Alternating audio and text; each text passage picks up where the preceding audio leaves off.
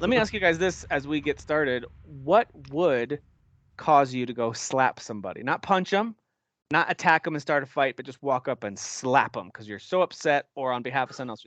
Like, what would it take for you to slap somebody? If they proclaim to be an alpha male. Okay. That's what.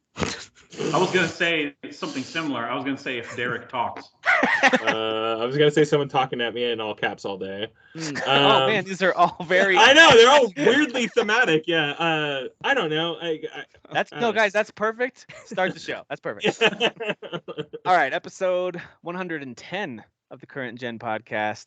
My name's Tim. I'm here with Kyle, who's got a better camera for 2 weeks in a row. I'm glad it didn't break since then. That's great. It's working. I didn't break it either. It's all great. It's great. We can see you. It looks great. I see Dan down here with, of course, still showing us all up with his amazing setup. It's very annoying, but whatever. And everything else around me looks great. I look like shit, but it's fine. Because don't take this the wrong way. You look the same. You look fine. So I always look like shit. I always look like I'm sick and dying of a cold. I'm sorry that you feel sick though. That does suck, but I appreciate it. Carrying over and how you look, so that's good. But your setup is always making me jealous. And then there's Jeff, who's in an art gallery, I think. Yeah. Did you break into one, or? That's the place I rented. Apparently, they rent out art galleries now in Nashville, where you can just stay however long you want. Forever. This is the only piece of art in the gallery, though. That's all I give you. It's nice. I love the line design or something. Yeah. I don't know. It's the only thing in the whole place, right? Just that in the couch. I want the Tom Haverford type reaction when you start just getting emotional about it. Like, but each shape is its own thing, but it's also circle together. The more I look at it, yeah, I love that. Is this normal? Having an emotional response to a piece of art? All right. Well, Jeff is traveling, but thankfully, I'm glad you had the Wi-Fi capability. The signal's coming in clear. I can see and hear you. So never a week off with Jeff. He's always right on vacation, still ready hitting to Dan's status of commitment. You know, I really am. Yeah. And I just got out of a movie, so like, I like literally walked in the door, peed, wiped my ass because I had to for some reason. Did you That's muse? something you gotta do all right, at Louis 35. C.K. Yeah, And then did you muse about how sat my amazing butt your down movie here? was? You know, and Did you join muse guys. about how amazing your movie was, or? We'll get there. Hey, real quick, do you guys ever make small talk with strangers after a movie? with strangers, absolutely. I don't Not make with small talk strangers, with no. strangers at all, ever. Never. I've had it happen a couple making times. sure. I don't either, but I've had a few people that just start chatting with me. You know how sometimes you're kind of like everyone's kind of slowly milling out, especially if it's really crowded, and then someone will just like start talking to you, and I'm like, no, I'm with some friends, and we're choosing not to talk right now. So could you just? Dude, I literally had that happen at Rise of Skywalker previews, all right? And this guy like leaned over, he's like, "You excited?" I go, "Yeah." I go, you, because did he have his hand on your knee? No, I'm awkwardly like, "Yeah, you," but I don't want to talk to this guy. And he's like, "No, I don't even know why I'm here." And I'm like, "Well, why are you here?" And he's like, "I don't know. This movie's gonna suck." And I'm like, okay. He's just memeing you, right? He's just the entire movie, he sat there and sighed at like every. What a joy! And I was like, dude, I'm about to punch this guy in the face. What a joy thief! Yeah, it's crazy. Yeah. I mean, he has to have been doing that on purpose. Right? That does happen. People just like want to invade people's lives. And I had that happen at Rise of Skywalker too. They weren't talking to me, but I was next. I saw it by myself. I tend to see movies by myself because I don't have time to schedule these things with friends. You're my hero. Like I'm just like whatever. I just want to go see the movie. I'm not going to wait for you. So like these group of friends, it was like 3 or 4 of them. The whole movie were just doing the sign thing and looking at each other and doing this. Oh yeah, like, lots of animated. You guys, I can see you. I'm right next to you. You're ruining the experience for other people in the theater. It's just so stupid. Yeah, this guy really wanted an ally, like to like hate this movie on with, and like I think I cheered extra hard during that entire movie, and I would make hard eye contact with them and be like, "Whoa!" really excited, just to really scream in his ear, just tap on his shoulder and just stare directly into his soul. Tom Segura has a great bit about someone bringing a baby into the theater. If you guys haven't seen his stand-up, he's got a great bit about that too. Oh man, yeah, but that's only happened to me once or twice where just someone just feels confident and comfortable enough to just start chatting with me. Thankfully, for the most part, everyone's you just do kind of like the brief eye contact, maybe with the not smile, but just kind of bring the edges of your mouth up a tiny bit, like it's one of those looks, and you kind of see people like. Yeah, it's the like that. Yeah, I do that every day at work. Yeah. Yeah, Mhm. it's the white guy acknowledgement that you are there.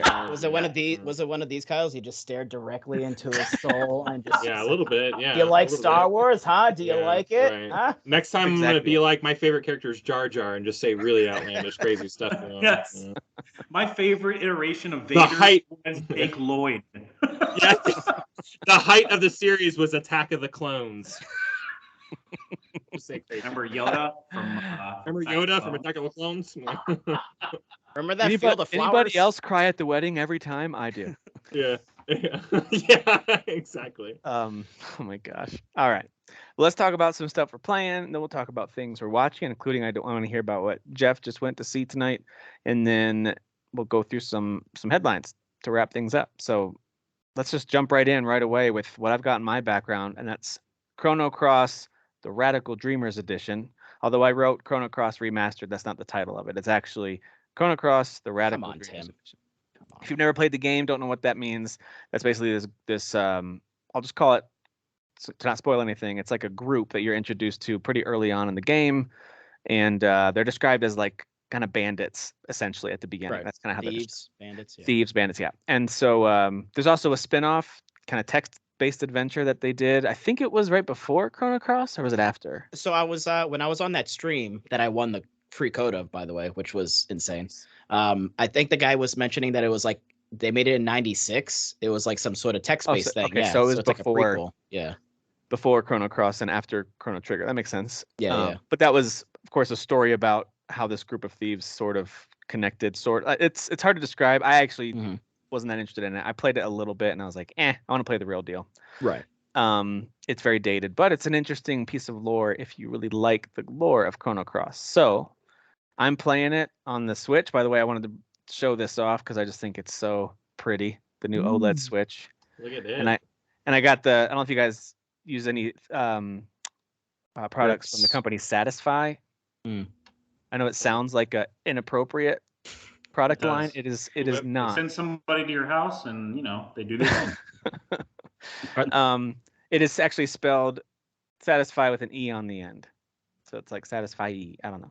Anyway, it's not how you spell words. I know that's what we do with marketing though. And so I also a while ago got this case. It's actually like a pretty big case, has all the games and stuff in it. So it looks thick.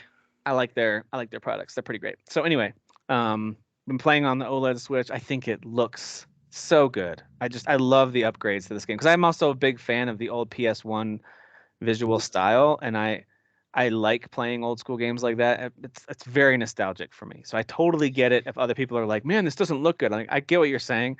I think it looks amazing because it's very nostalgic for me. Like when you compare, like, so it's kind of similar with 9, and when they remade 9 or remastered, 9 recently, it has sort of like the backgrounds, the pre-render backgrounds have like sort of this like painting-esque kind of vibe to it, and it's similar to Chrono Cross here. It has this sort of like painting aesthetic, whereas like you look at Final Fantasy VII, and I mean that's my favorite game of all time, but that game is friggin' ugly. That is not a pretty game. Yeah, the design doesn't hold up as well for that one as it does for, you're right, 9 I think is one of the better looking PS1 games. Beginning and ending of a generation too, because Final Fantasy 9 and Chrono Cross were like right at the tail end of 99, 2000, I think. Yeah, something like that. So yeah, I think it looks great. I like the kind of new 3D models, whereas before it was like the polygonal models, but they're still very flat. Again, very similar to the old PS1 games, and they just really pop a lot more. Some of the backgrounds and the painting aesthetic actually reminds me of the remake of ActRaiser. Just there's something about the animation and the movement and the backgrounds, the way it looks. It's just a unique style, and I just think it reminds me of what they did with ActRaiser. So I think it looks really, really great. Anyway, what do you guys? I'm playing on Switch, and I think it looks and runs pretty great so far on the Switch. I'm maybe 2 hours in total. What are you guys playing it on, and how do you think it looks? Is it just me besides Tim? I'll say I bought it on the Switch, but I haven't started it yet. I too have it on the Switch and have not started it yet. Okay, cool. So I bought the PS4 version, playing it on my PS5, because I like trophies, so I wanted to play it for the trophies. Yeah. I wanted to buy it there just so I could like really like listen to the music and do everything, but I knew that the better chance to beat it would probably be on the Switch for me. Personally. I almost got it on Steam because although trophies I think are the best, but Steam achievements are pretty satisfying too. Like they're pretty fun to go through and get all those. But I went with Nintendo because I don't know how long it's going to be till my Steam Deck arrives, and I want to play this game handheld. I love being able to like just pick up and play it for 30 minutes there. So anyway, let's just get like the negatives out of the way. Yes, the frame rate issues, which have been mentioned in reviews and people on Twitter and stuff. It's there. It's definitely noticeable. Fixable stuff though. But you know, It's hopefully hopefully they release a patch where they kind of have it run more smoothly. It's more noticeable during combat. When you're roaming around, it's not too bad. But combat, I did notice it on the sequence I just did. It's early in the game where you're trying to sneak into this mansion and there's these rocks being thrown down at you by this soldier. And I noticed it there because there's enemies that are coming in out of hiding, trying to ambush you, and you're trying to climb out without getting hit by rocks. And I was like, this is stuttering a bit. Yeah. But I forgot to ask, by the way, before we get too far into it, what type of combat is? I didn't even look it up. What type of combat are we talking about here with this game? It's turn-based, traditional turn-based JRPG. I can be patient for that if the game is good. You know what I mean? So sure. Yeah. But we'll find out how I feel so about it. the game is good. I think the game it's $20 though. So is it fast like Chrono Trigger? Like where like there's always like a turn meter? It's not ATB. It's not ATB. It's not ATB. Okay. No. It's stamina based, but keep in mind for the entire game, whether you're exploring the overworld, you're in a city, or you're in battle, you can just activate fast forward with your right trigger, and everything moves like at 2-3 times the speed. It just That's goes nice super for fast. grinding, which So these games tend to have. And it carries over to when you're walking, like all of a sudden, because I left it on after a battle, and I was walking around the overworld ridiculously quickly. I was like, "Whoa, stop!" way too fast. But that is nice. That is because some of the battle sequences, like when you go into battle, think about those old PS1 games. Everything would freeze and it would slowly like spin into battle, and it would do like a slow pan of the arena. I remember after a while I'd be like, oh my word, do you have to do this little sequence every time? That's a nice way to speed it up a little bit. Yeah. But the battles are very much turn based. It's a three character party. So as you grow more, you recruit more and more characters. This game has a lot. I think it's in the high 30s. It's in I think in the 40s. This is one of my favorite aspects, which I've mentioned like several times, how it has like Suikoden vibes. But you can only have 3 in a party at a time, whereas a game like Suikoden, at least with 1 and 2, you have 6 people in your party, which I always loved that. But anyway, the battles are stamina based, so you have 7 stamina points to use, and you have a weak, medium, or strong attack that you can use to kind of build up the ability to use elements, which are your special moves.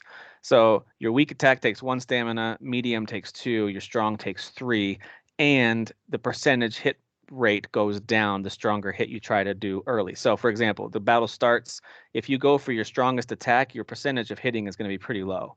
But if you start with your weakest, then the percentage of the other 2 then goes up. So if you do, basically it's encouraging you to do combos, like do weak, do medium, then do strong, and your hit percentages go up every time. So that's what it's trying to encourage you to do, and that's typically how you're going to play most fights. You're going to hit attack, then you're going to use an elemental attack of some kind. And then once your stamina is out, then depending on who's got higher speed, the enemy or your other characters will have a turn to go. These older RPGs just had some of the most fun systems, I think. I don't know why some of these new RPGs just try to be so straightforward with things. They don't like play around with anything unique. I really like and there's not a lot of elements to play with here. So there's basically, if we're going to just call them colors, there's red, blue, green, yellow, white, black. And basically, each of those that I just listed are the opposites of each other. So if you have an enemy that their affinity is blue, if you cast like a fire element on them, it's basically like super effective, essentially. Yeah. It's a little Pokemon-esque in that way, right? Yeah, they took that exactly. Piece from that. And there's actually, and I haven't really noticed earlier on, I think it's as you're kind of opening up and getting new elements. In the top left, there's that was it field something? I forget what it's called. But basically, if you get, so it's divided into 3 sections. It's like a circle, and it gets bigger. Yeah. Right. Yeah, and if you get all 3 sections with the same color, then basically it's going to increase the strength of like the 4th magic element spell that you cast. Yeah. So like basically you're also kind of trying to figure that out because the enemies are also doing their own elemental spells, which then throws a different color into the mix. Yeah. So you're kind of trying to time, like if you're doing 3 red elements in a row, then casting that 4th one will be stronger. Yeah, you're basically affecting the whole field, like the whole battlefield. Yeah. And so if you keep casting fire, the little circle at the top will start, the inner circle will be red. If you cast another fire-based move or a red move, I guess you could say, it doesn't have to be fire, but another red element, then the next circle becomes red too. And so if you can get a 3rd one in a row, if you plan it out correctly, you get 3 in a row, now the whole field is red. And so whoever casts the next red move, it's going to be boosted. Yeah. So it's one of those things where there's strategy to it. You got to understand what the enemy affinity is. You don't want to boost their attacks, so you don't necessarily want the field to be their color. And so it's not rock, paper, scissors. It's not like red beats blue and blue beats yellow. It's not like that. It's just red and blue are strong against each other. Green and yellow strong against each other, and white and black. Yeah. So and another thing that I had I missed and I forgot, and I was like, oh yeah, that too. The elements have levels to them. So if you have a level 2 spell, but if you put that in the first, so basically you have like a grid. So almost think of like an Excel spreadsheet, and you have like 1, 2, 3, 4 rows, right? So you have the like column of level 1 elements that you could put there. If you put a level 2 element in that first column, it's actually going to make it weaker. So you'll actually see where it has like -1. Yeah. And I kind of forgot about that. And then when I saw it, I was like, oh right, you have to kind of take into account where you're actually placing it in that grid. And you can move it up too, which will make it stronger. So I actually have like +1 if you put it in the 3rd row. Yeah, I like that. And as you get more elements, it's like, all right, so I just got the meteorite move for Surge for the main character. And I remember using that move a lot. So I want that to be my power move. So I built up to that. So I put that in the furthest, charged up column. Yeah. And as I level up and get another column, I'll move it again. I want that to be my super strong. Yeah.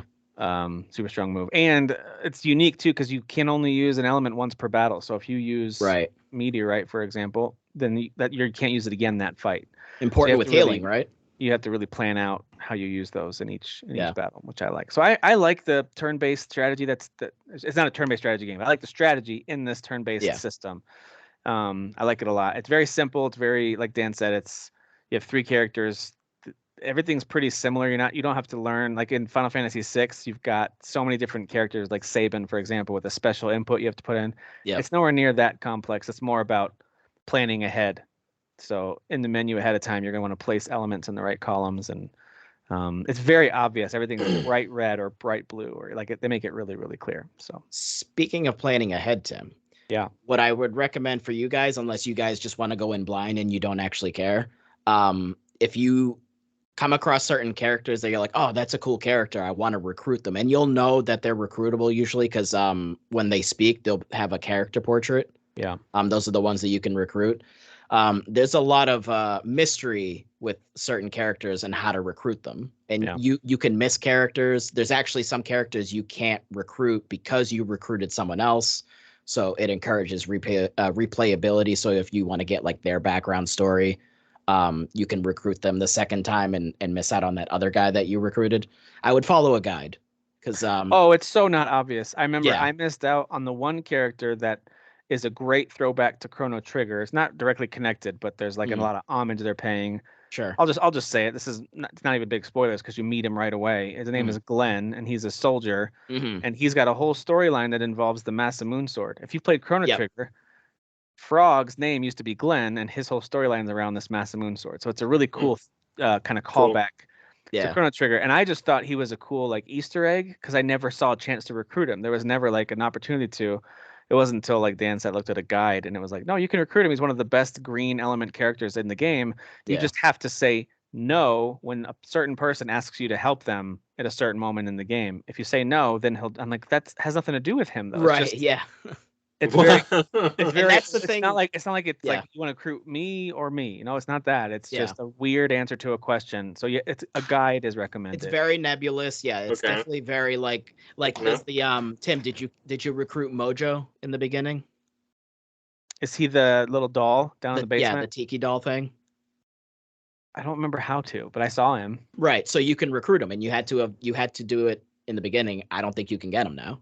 Because I'm at that first manor, I already missed out on him. I think so. I could be wrong. No. I could be wrong. But basically, there's along the wall, Yeah. There's like cat statues. You have to like basically respond to, like basically you have to click on them and they kind of like react, and there's like some text that pops up. And then you The have guy to give that's down there like worshiping him or whatever, right? yeah, and you give him the shark tooth. And then he kind of has like he has some dialogue with you. So like, and those are things, it's like, why would you think? Why would you think that, you know? It's like, so that's kind of like where it's like, all right, it's a little bit of like back in the day, they're just kind of like, yeah, figure it out, guys, or go buy the actual physical guide, because the guide will probably just tell you, you know, I don't have one of the better and more varied cast of characters outside of a game like Suikoden that I've ever seen. Like, it's got a really cool cast of characters. Even more so than some of my other favorites, like Final Fantasy VI, I think has a great cast of characters. But I think this, in terms of variety and Are they all Japanese though? No, you're good. Why does that matter, Jeff? Why does that matter? It's not diverse, guys. It's all the same race. Well, I mean, look at that purple dog. It'd be like if it was all white people, we'd all be calling it problematic. Okay. Well, there's a purple dog right behind Tim's shoulder. Does he look Japanese to you, Jeff? Could be. I don't know. We don't have those here, so yeah. Yeah, there's a lot of different characters you can recruit. Some of them are very, well, I know Gaston's listening, very Gaston friendly. You know, we got some half animal, half people going on in some cases, so you'll be good. I will say that the music is fantastic, especially the overworld theme. I had forgotten how much I loved that. So as it kicks in, and the overworld's not massive, so you quickly get from where you kind of came out to the overworld, and then you're getting ready to go into the next area. Sometimes I just waited because I wanted to listen to the music. It's just so good. I love the overworld. I love hearing that, man. The music in this game overall is like top. It's up there with like the Final Fantasy like overall music that in that series. Like it's really really good. It's excellent. Very good. Yeah, excellent. The storyline I think is pretty great. There's I won't give any spoilers away, but there's a big moment early in the game. You're very much like, oh, we're like the small kind of tropical island village, and everyone's happy and knows each other, and it's all good. And then something happens that really just involves your main character, to be honest with you. And then that all kind of changes. A little bit of a It's a Wonderful Life moment, and it's just kind of jarring and kind of launches you into the story, which I thought was cool. I had totally forgotten about how that was the setup. And I mean, similar with Chrono Trigger, obviously elements of time are involved here. It's not as there's not as many sort of like paths as there were with Trigger, because in Trigger you're going to several different timelines, right? Yeah. Well, you're traveling through time, but it's the same like universe. Yeah. So it's a little simplified in this one, but still there's sort of like a cool back and forth. Yeah. Chrono Trigger played with that stuff a little bit too. Not that we're talking about that, but I liked when you would discover, if you go way back in time and do a thing or bury a thing and then go way in the future, then now you get some special item, or you know what I mean? Like there's stuff like that I thought was really cool in that game. But anyway, I highly recommend this if you like JRPGs. If you're like, oh yeah, I loved Final Fantasy IX, or I dig the classics of the PS1 era. There's no reason. This is one of the best of all of those. But even if you aren't a big fan of that stuff, if you're just curious about this and the aesthetic appeals to you, and you want a good in-depth story with interesting characters, I mean, this is it. This is a good one. Yeah, it's, again, if you're into like old RPGs where you don't mind reading, there's no obviously spoken dialogue. It's all I'm out. There's no dialogue. I'm out. Sorry. This whole era of JRPG is like, it's the golden age, man. Like this is like the good stuff, you know. It's it'll be a very fun throwback for me. So I love Chrono Trigger. I'm very surprised I never got around to this game, but super glad to get a chance to now. So without having to pay $100. So. And you can activate auto battle as well, especially for. I mean, I love all these quality of life changes that Square Enix seems to do with their, a lot of their games.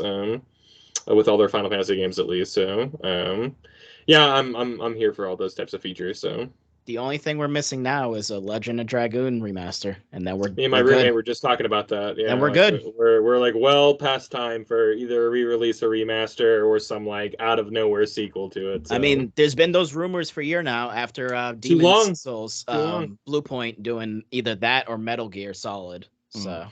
Game has such a great combat system. Yes, I love that game. It really does. It really does. Yeah, back to Dan's point, like during that era, it was like, oh, it's another turn-based JRPG. Like, yes, but look at all the things the only thing that's similar to games like Chrono Cross and Legend of Dragoon is that yes, you take turns, but the Yeah. strategies and the way it Dude. plays out and how you Well, there's build so up many whatever, different it's mechanics very game different. per game. They're Oh, very yeah. different. Yeah. Like, yeah. in Legend- and it was Or cool to see which game even was gonna Xenogears, introduce- which is one of the more Yeah. overlooked PS1 classics. I love Xenogears. It's not even Xenogears totally is awesome. finished if you ever finish it. It's like, right, yeah. well, that was the ending. But anyway, even that game like plays totally differently. Yeah. From other Square games. So Legend of Dragoon and Super Mario RPG, as far as I know, are the only that have that kind of like where you're interacting with the actual moment to moment. Like you're choosing stuff in a menu, but you're actually doing. Well, Paper like- Mario carried that on a little bit, right? Like Okay. They do some of the timing on the attacks and timing on the defense. Yeah. It was just such a cool element. It just made it more interactive and fun for sure. I agree. So yeah, highly recommend this. I'm loving it. It's just been a great way to kind of revisit a classic, a favorite. I feel like a kid again, Tim. I already have it on the Vita, but I'm really digging the visual aesthetic improvements here. Same thing with Secret of Mana, which I bought. That released like in 2019. They released like a remastered version of that, and I know the reviews on that are mixed, especially if hardcore fans don't like fill in the blank, right? But I thought that was a really cool visual upgrade. So I like when they do this kind of stuff. It doesn't mean that the other game doesn't exist. It's fine if you like the old version better, but yeah, this is cool. This is very cool. Yeah, I'm glad to hear that y'all are enjoying it so much. Like, I guess there was some back and forth in the group about how like maybe it's not as good as everyone thought it was going to be, but like hearing y'all two talk about it seems like it's a pretty nice remaster or at least re-release. So it's the Chrono Trigger issue, right? Everyone puts Trigger on a pedestal, which rightfully so. It's one of definitely the best RPGs of all time. So yeah, I guess I saw more people like, if you're gonna play this game, play the original. Like, I saw some of that in the group, and it's why? Like, I don't know. I don't know. because of the frame rate issue. I mean, yeah, that's annoying. I don't know. Yeah, because the music wasn't changed, right? Like, no. So I thought for a while there was some confusion with the music, and I was actually getting concerned because it's like I know the music is excellent. I thought they redid all of it, and I heard some of the tracks, and I was like, this sounds really bad. But no, the music's fine. The music's good. Great. Yeah, yeah, who knows what people are expecting when it comes to like re-releases of their coveted treasures. Everyone needs to get sticks out of their butts. That's hey guys, you ever try liking things? Pretty cool. Super into it myself. No judgment though if you like sticks up your butt. We don't want to offend. No, I mean, sure. I don't want to kink shame. It's 25. We have a lot of fans from the stick butt community. We don't want, especially in our group, we don't want to. Yeah, I feel like there's a lot of crossover for sure. Specifically in our Facebook group, there's a lot of them. Jeff, if it's for pleasure, that's fine. If it's so you want to be an annoying asshole, then stop it. All right. Agreed. No argument. Yeah, I don't have anything to say about that. Yes. I'm looking through. I gotta give a shout out to our old buddy Mark Allen too, who I know isn't super active on social media, or don't know if he ever listens to the show. He used to way back in the day, but I love that guy, and he's a huge Final Fantasy fan and Chrono fan, and I know he's pumped for this too. So, and Clayton. There's some hype in the group too. Yeah, to be I've fair. only seen. Clayton is the main one that like has like over the past couple of years, especially. I think he like recently replayed it like within the past couple of years. So Clayton's a big fan of. He's been giving me some real big words of encouragement. He's like, we were talking about it. He's like, no, this time, oh my gosh, like I think it's going to come down. It's going to come down to personal preference, and I don't think there's any objective thing to point at. And I think it's mostly our friend Jonathan, and I like him a lot, but he's got a pretty strong opinion on. Hey, I'll stick to the original. It's far better. Okay, that's fair. Well, that's your opinion. But I'm gonna tell you, a couple hours in, I played the old one. I played it. I even played a little bit of it on the Vita. This is a better version of it. Like, it may be not better in every single way, but if you go back and play the old one on PS1, I'm gonna guess those frame rates weren't too fantastic there either.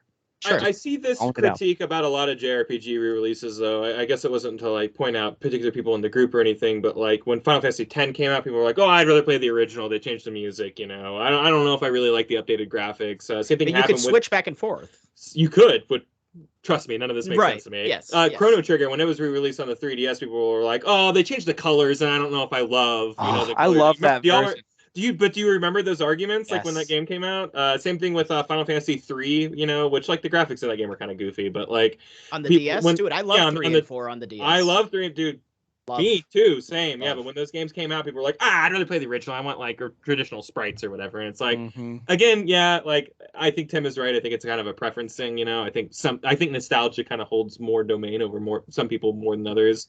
Dude, PlayStation 1 is like, that's for me, that's the thing where I've mentioned before, like that was where like I was exposed. Like my friend exposed me to Final Fantasy VIII, and then everything blew up for me. And that's the generation for me that I hold in the highest regard. It's just the nostalgia. For me, it's Super Nintendo. So, but I can relate to what you're saying. But for me, it's I know. I understand the feeling that you're saying. Yeah.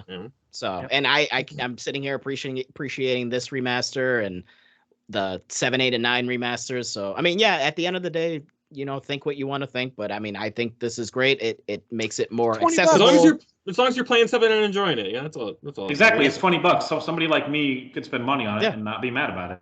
Correct. Game preservation is important. This game being released, thank you, and that's kind of what I was building towards. Is like, you know, it's not easy for me to run out and go buy a PS1 copy of this game.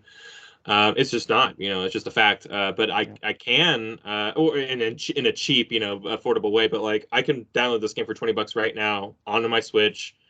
I don't have to hook up any weird cables to my TV. I don't have to download drivers on my PC. You don't have to go on Facebook Marketplace to find a CRT monitor in order to make it work. Seriously, yeah, you know, so it's like, I think that there is something to making sure that a lot of these games, especially something that we thought like Chrono Cross and Chrono Trigger that were just kind of lost to time, it's important that maybe we like solidify or cement them in kind of a modern day format.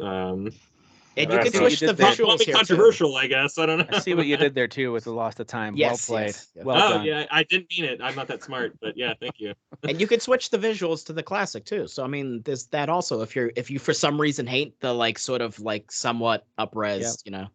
That's what I was gonna say, was that any complaints about this are just, honestly, it's almost like you're just in a bad mood and want to make sure someone else is feeling it too. Like that's the kind of thing that bothers me the most. Like if you've got a legit complaint about something, like I don't like this and here's why, I'm like, all right, what is it? What is the thing that bothers you? Like, oh, it's the music is bad or the translation has changed or what. Like, all right, I understand those kind of complaints, right? It's not the original one you remember, but in this particular case, I'm like, I don't know what you're talking about. Performance on the PS1. What do you think the frames per second were on most games? I was gonna say, like boot that bad boy up right now on a modern day TV and tell me there's no frame rate. I almost forgot to show it. I have the original. Oh, look at that! Right here. Look at that. Wow, non-greatest hits. Dude, version. even that like jewel case just takes me back, man. Like, it's beautiful. Look at that word out Squaresoft. Who's that? I don't know, dude. That is awesome. Mystery. I love that. From a bygone era. That's fantastic. Did anybody else do the, like for cartridges? Did anybody else do the shoebox or a box like a shoebox full of cartridge games? Was that just me? That's exactly how I. Because it fit great. Like you just slide it underneath the entertainment unit, and then they fit great, and you could fit a couple on the side. So you put a bunch down the. Well, I guess I didn't own enough to put them in a shoebox, Tim. You must have been a baller. I was super rich, very rich. Yeah. So rich that we had one of those houses that the heat didn't reach the top floor where we lived, and so we used, because we had radiator heating, but the radiators upstairs just didn't get hot. So we bought the portable style radiator heaters. You know, the kind that stay in the middle of the room with wheels on them, and you don't touch them because they get super hot. Do you know what I'm talking about? The radiator heaters. With the wheels on them. Yeah, like the portable kind you can buy. You plug it in, you turn it on, and then like it's usually like ours was a white one, and it had, and like it gets really hot. But what my brother and I realized was that in the morning when you first wake up, you put your socks on there, go get a shower, come back out, and you got super warm socks to start the cold Ohio day. Yeah. Sounds like a fire hazard. Oh, my dad was not happy about it when he saw we were doing that. But I'm not recommending it, kids who are listening. Right. Yes. All right. So I'm loving this walk down memory lane, and I'm gonna keep playing this one. Like, there's a lot of games that come out, and I'm like, oh, let me grab this, this old nostalgic thing, and then after an hour or two, I'm done. I think I'm gonna keep playing this game because I love it. I forgot how much I really liked this game. Also, I am very excited to finally recruit Glenn, who I missed the first time through. It was, to me, was like the coolest like Easter egg character. Boy, I wish you could play as him. And when I learned that I missed out on that, so annoyed. Because Frog's it's like meeting Vincent in Final Fantasy VII, being like, he's really cool. I wish you could play as him. Wait, like he's by far the coolest. He's like this dragoon knight, and he's got this big sword, and he's very he's a cool character. And I always was like, oh, what a cool Easter egg. Like, no, he's a character you can recruit. Yeah, amazing. Anyway, all right. Well, the other game that came out was actually not a re-release in a way, but it is kind of what do we call the Lego Star Wars Skywalker Saga? Is this a re-release? A reimagining. It's a new game, I would say. Reimagining. It's a new game. All right. Yeah, I feel like it's a new game. it's. I feel I've like only played there's like no 3 of the reused levels. assets, even kinda. Not even. Okay. Not even the levels are replicated. Like I maybe was gonna there's say I like played 3 of the levels of episode 1, and I'm not recognizing really anything. no, they and I played those didn't games. bring in anything from any of the other games. It is Okay. completely a new experience. in You could every say way. that it's the same thing in that when you break something, a bunch of Lego pieces come flying out. That Yeah, and part's the same. sometimes you take those broken pieces and build new things. Yeah. So yeah, there's some formula, Yeah, there you go. similarities. Yeah. But for those of you who are playing it, and I'll throw it to you, Jeff and Kyle, since Dan and I did a lot of talking there about Chrono Cross. I'm playing it a little bit, but I think you guys are playing it a little more. Tell me what you think about Lego Star Wars. Go ahead, Jeff. Oh, I haven't played nearly probably as much as Kyle has, but or maybe even Tim, you might have played more than I have. If you just said you played it, right? Or you I played 3 of the whatever levels or areas of episode 1. So I kind of am in the same spot on episode 4. I started with A New Hope. I just went release order, basically. Well, that's how what they I'm gonna start do. you, right? When you start, They do. want you to start on They do. 4. It's Yeah, sitting on weirdly, 4. Yeah, but both you and Kyle sounds like you both started with episode 1. As soon as I saw that, I was like, you can't make me do that. And so I went back. Turn order. Yeah. Can you play as Jar Jar? Yes. Yeah. All right, so this Yeah. game You is can play goaty. as everybody. This game is goaty, right? I mean, you can Dude, play you as should Goaty. see the We'll get character list. It's crazy. Yeah. There's milk drinking Luke. Like that's all he does is drink milk. Like All right, so yeah, goaty, like, right? I mean, yeah, it's there are characters Yeah. that have like no bearing on like doing anything. They're just kind of like they're just there. They're just in there to be in there. Yeah, so I'm in A New Hope. I'm like, I don't know, 5 missions, whatever. I just switched before I left out of town because I'm playing it on PS5. I didn't have it on Switch, so I didn't get to take it with me or anything. I left off where I switched to Obi-Wan on the Death Star, and he's got, I think he's got R2 with him, right? R2 and C-3PO. Haven't gotten there. I haven't played that one yet, so I don't know. But well, I mean, in the movie, doesn't it? Oh, like, everybody else split up. Like they no, split he's up, by and himself. Han He's and by Luke are himself. together with Leia. He's by himself. Yeah, I the think. droid split okay. up. Han and Luke split up, and then Obi-Wan split. They all kind of Okay, three different places. so in the game, Obi-Wan is reunited with them for some reason, and I'm getting to the duel, and I use the term duel loosely because back in '77 that was not. That was not a great action scene, but that was 2 old men barely moving the sticks that they were holding. Yeah. let us gingerly touch our tips. Yeah, so I'm going to that point, and then there's really not much left after that. So I'm realizing that now, playing the movie back in my head. I'm like, there's really not a lot after that. There's like, no, there's not much of that movie, really. You kind of unite with the Rebel forces, and then you take on the Death Star, and that's it. That's the movie, you know. After you leave the Death Star, I would be surprised to hear whatever the playable sections are in that game. Exactly, like, because they do try to and stretch it out. like- They try to stretch it out. Well, I heard that back when they were filming this, they asked Alec Guinness to do a backflip during the fight, and he just would not cooperate. Yeah. You You know, I heard he just was just a real stick in the mud about all this movie. No. Real I'm a lightsaber real in the mud. artist. What am I doing here in the desert? And they were like, "Here's your paycheck." He's like, Whatever. "Where do we start?" Would you say a real lightsaber in the mud, Kyle? Or Oh, lightsaber in the mud, sure, yeah. I don't know if the physics of the lightsaber will allow that, but whatever. Yeah, So that episode physics are not 7 what real, happened, Jeff. right? Don't they? Episode 7 doesn't she push it into the ground? And anyway, anyway, it's really fun so far. It's exactly what I expect out of a Lego game, but there are some improvements, I would say. I would call them improvements, but they're not major, to the melee combat and the shooting, especially. The shooting is definitely the Shooting biggest. is wild how crazy. Yeah, it it's is. Like, definitely the biggest upgrade across the entire game, Lego franchise or whatever you want to call it. Because you can run to cover, sneak out of cover, and it just feels better to shoot. Like it's not. It's a little more responsive now. feels like a third-person shooter when you're using a gun. Yeah. Mm-hmm. You get behind cover. Yeah, so I like that stuff, and I'm such a sucker for finding things. Kyle, you brought up a great point when we were chatting about it in our whatever Facebook chat that nobody else is invited to that's listening to this. It's probably better just play through like the story. Just play through. Yeah. And then explore as other characters because certain unlockables you can't get to because certain characters have certain abilities, especially classes. Classes are a thing in this game now. Like the Jedi class, the droid class, the whatever Sith class, whatever, and you want to upgrade those as you go along. There's the map is freaking massive. Like, I mean, you can not only jump planets as you unlock them in story, but like each planet has like a certain map that's kind of a dedicated mission or whatever. And it's just crazy how every this game planet is. has like a hub area, and when I mean a hub area, I mean like a gigantic town or like a gigantic thing to explore. Yeah. But also before you land on the planet, there's like a gigantic area of space you can explore, like before you even like go into the planet's like atmosphere. That's this game is like as long as you want it to be. I haven't flown yet, and I don't know that episode 4 will have a lot of that until the Death Star. Yeah. So I'm kind of like, episode 1 had some pretty fun little escape sequences from the "There's always a bigger fish" scene. That scene was so great. Yeah. I thought that was fun. That was really fun. I had a great time playing that. Yeah. I'm really enjoying episode 1.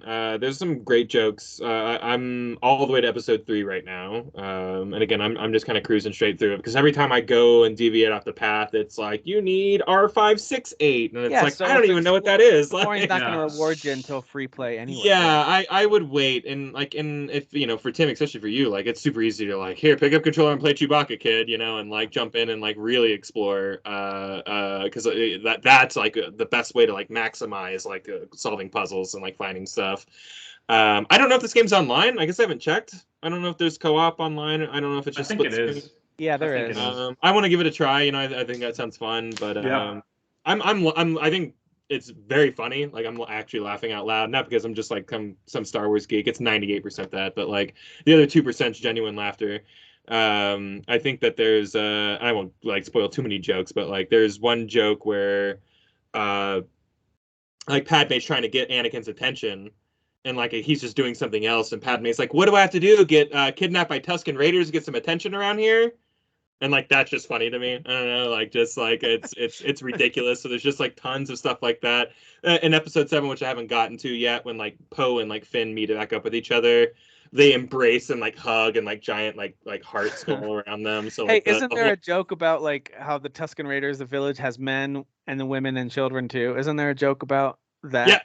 Yeah, no, there is a man, women, and children. Yeah, there's a lot of like they take quotes and kind of like the village has men and the women and children. Yeah.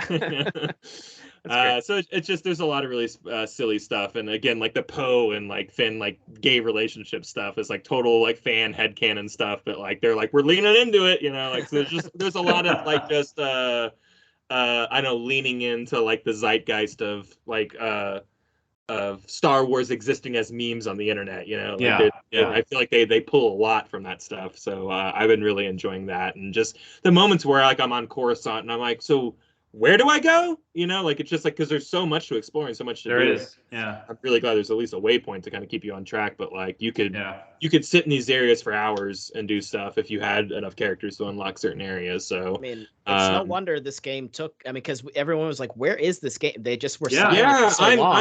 I'm seeing it on a grand level in terms of its scope and everything, I will agree that like maybe the lightsaber mechanics or like upgrades are superficial at best, but like if you wanted to play defensively, which there's no reason to, this game's very easy, you can hit triangle to like counter people or do a counter move and stuff like that, kind of a la like Arkham Asylum, where those Arkham games way slower paced, I would say, but mostly you're just kind of like jumping and jamming on the melee button. And even if you die, it's one of the least punishing experiences you'll ever have. And you get punished at all coin, and that's it. You lose, like in a game where you have like 500,000 coins, you lose 10 coin every time you die. Or yeah, exactly.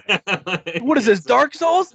Yeah, it's super low stakes. Yeah, I'm really enjoying it. I think it's very it looks cute. really good too. I want to mention that. I think the visuals are like, not that the Lego games have ever been ugly, but this game particularly, there's certain scenes and like when he came up from the water in Naboo, I was like, whoa, this looks really pretty. Noticed it more in definitely like the art design of the levels and stuff more than the characters, because the characters are just Lego characters.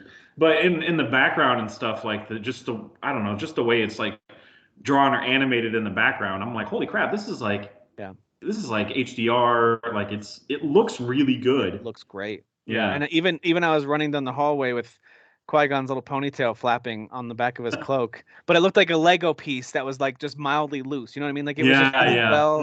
It just I feel like it's actual Lego pieces that I'm controlling, and that's what makes it look really good. Also, I like the puzzles. Like I feel like they kind of revamped the puzzles a little bit. I don't remember them being, not that they're hard, but they're just more. I'm like, oh yay, kind of like I'm like more like jolly Yeah. with stumbling upon them. I'm a little happy. I remember playing some of the Harry Potter Lego games because I had a lot of friends who love those games, and I was like, Yeah. I I don't like know those what these games. puzzles want me to do right now. Yeah. Whereas a I little feel more like confusing. that maybe they're a little more involved in this game. They're also a little more clear of what you're supposed to do. So, so for my dumb self who doesn't know how to do puzzles in any game, like I'm like, yeah, this is great kindergarten level stuff. But yeah, I think it is funner. I think it's funner to interact with the puzzles in this game in general. I'm really liking it. I don't know. I mean, Same here. It's not gonna get game of the year or anything, but like it's a hell of a good time. I think it's super cute and charming, and It's certainly a game that targets a younger audience, but not exclusively. So if you're like, I don't want to play a game for kids, well, okay, fair enough, but think of it more like a Nintendo Mario or Kirby game. Like, yes, the audience, it's very friendly, it's very kid friendly, family friendly game, but you can totally enjoy it as an adult. Well, I think adults that will fire up the game and see the intro montage sequence will be like, oh, okay, yeah, I have to play this game, like, because that tugs on a lot of like nostalgia feels and heartstrings in a certain way that even adults can respond to. At least I did. I was like, am I getting chills right now from a freaking Lego montage? This is crazy. It made me want to fire up the movies right away. Like I wanted to. I was like, I'm gonna watch all the Star Wars. Actual score and just very real moments from the movie without many jokes. Like they just kind of played it serious, and I was like, that actually worked. Like that actually hit me. So that was really well done on their part. Yeah, I'm with you. So excellent, two excellent kind of throwbacks in a way, but also new in a way. Yeah. Lego more so. Lego does. I'm with you, Kyle. Lego feels like a totally new game, like it, and it is. So, but also it's not in a way because you've played most of us have played some form of Lego Star Wars in the last 15 plus years. So, most of us have, but this is very, very different. Actually, my 4-year-old found one of our old. We have like one of those DS XLs. It was back when the DS was still a thing before 3DS, but they made a larger version of it. Might have been a DSi XL, but anyway, we had an old one sitting in the back of some drawer somewhere in the house, and it had the original Lego Star Wars in it that came out for DS, like the old school one. Okay. And so he turned it on and was like just kind of randomly hitting buttons, not really playing it. But I looked at it and I was like, that looks horrible. Like that looks so bad. It looks real bad.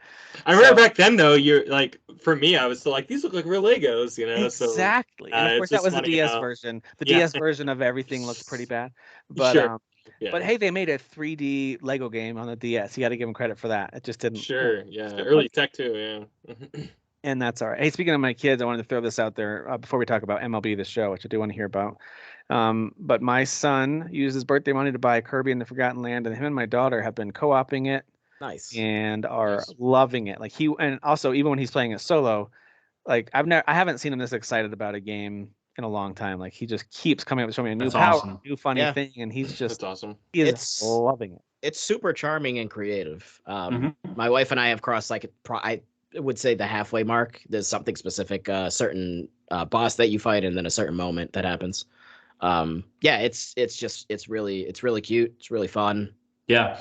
Just he was giggling nonstop at there's a water balloon type power, and he could not stop laughing at that. It was it's real funny. I agree. Well, it's just like when he balloons up, whatever he's swallowing, that's huge. His tiny little feet and arms just like flailing. It just looks hilarious. I just did the level where he's that's what I've been playing during my breaks here. Oh, okay. And like that when I just did the level where he's like first you encounter a fire enemy and you can get that ability. And then you become like a giant staircase.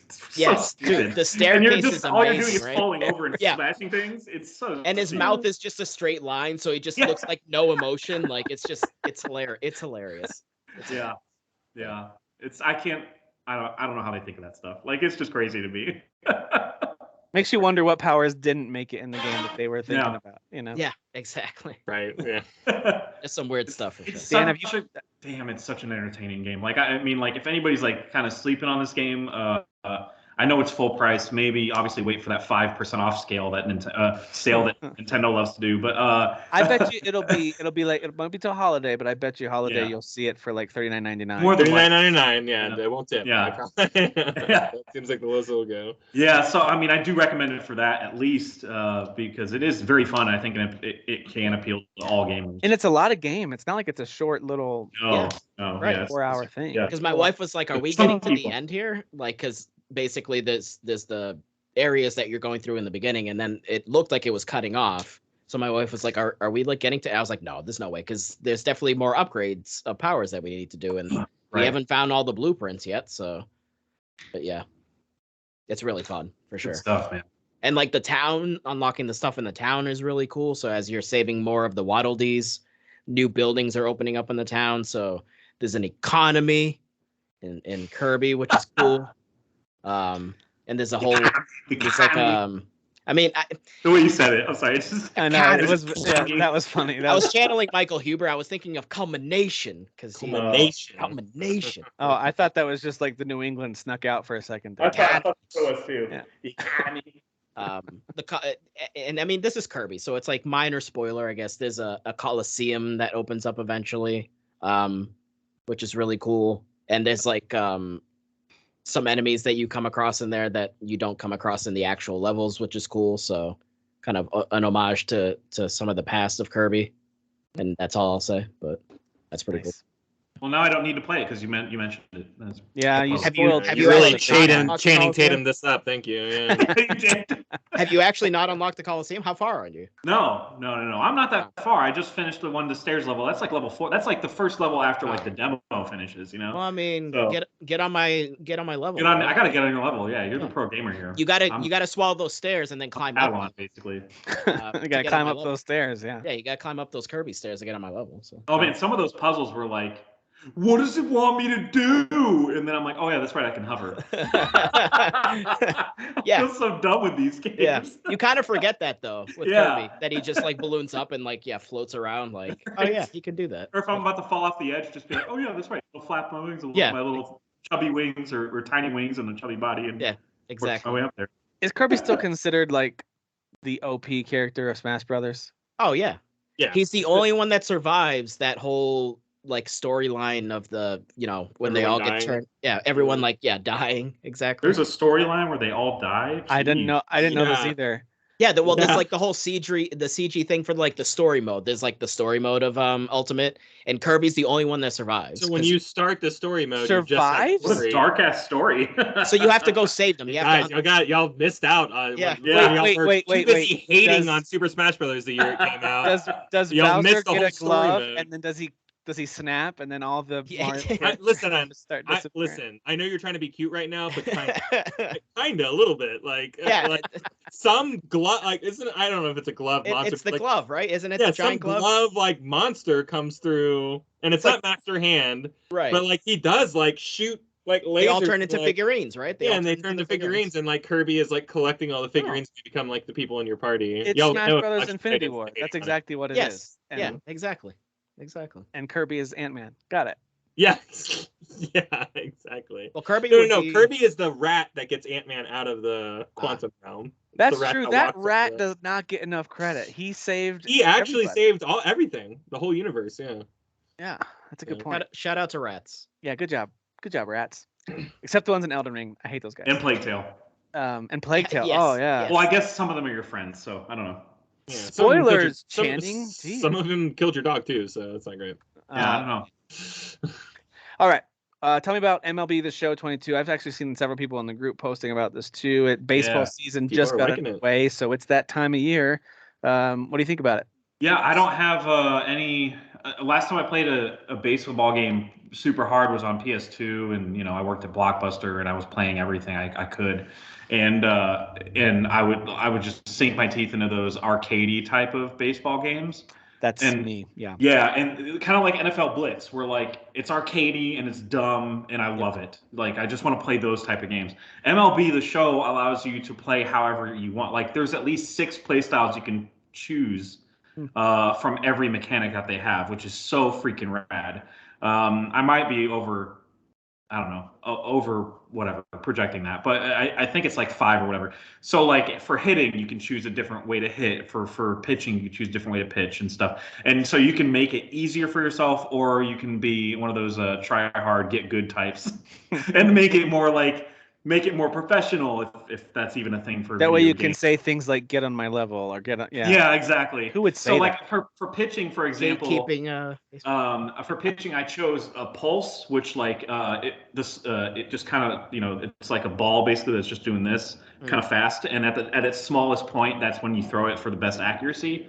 And you use I think it's the left stick to aim where you're going to throw it at. See, that sounds pretty cool. Yeah, so like that's one of them, but that's like one of 5 ways you can pitch using the controls. That is the tough thing with sports games. Over the years, Yeah. they got just every button is you do something with, and then some of them even have multiple things that you're doing with. Yeah, like Madden is basically like good luck, have fun. I mean, they might have customized it more because I know it's not 2K, never mind. But I don't know who it is. EA, right? EA, so this is not EA. Yeah. This is Sony, right? Isn't this Sony? Yeah. Yep. By the way, you know how surreal it is to get this on Game Pass, launch it, fire it up on my Series S, and it says Sony Entertainment Presents, and then it's PlayStation Studios. That's so freaking weird. Does it really say that? I thought it was Yes. published by someone else on Microsoft. It says and on PlayStation Switch. Studios. It has the whole like Wow. it has the whole like Marvel Studios thing where it's like San Diego? San Diego studio? Wow. That's cool. Wow, yeah, it's so surreal though. But I do love that part happened. Like it happens right at the beginning. It asks you what's your experience level, and I say I've never played it before, and then it walks me through everything that you do in the game. Like even if you're out in the outfield and you have to catch a ball, it's like, okay, so what button do you want to press to throw it to base? Like you have the option of using a joystick, and you got to flick it to the right or left for whatever base you want to throw it to, or using B.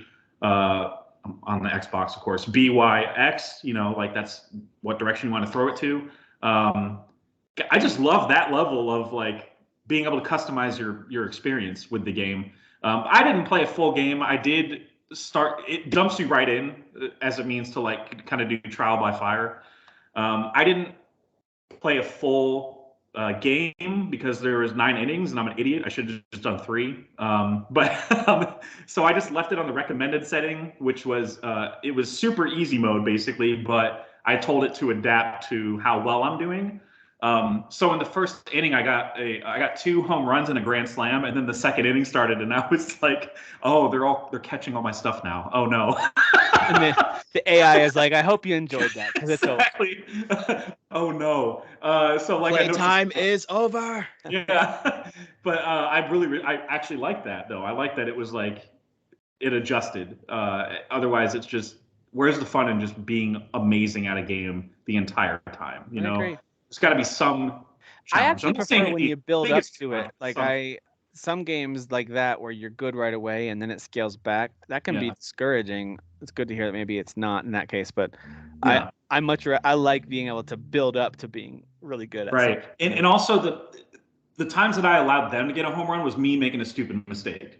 Was me going, I'm going to throw to third instead of like throwing this pitch, and then when I do, I don't know, I mess up and the guy makes it home, and I'm pressing the wrong button. So like every time they've scored on me or gotten me out, it's my fault.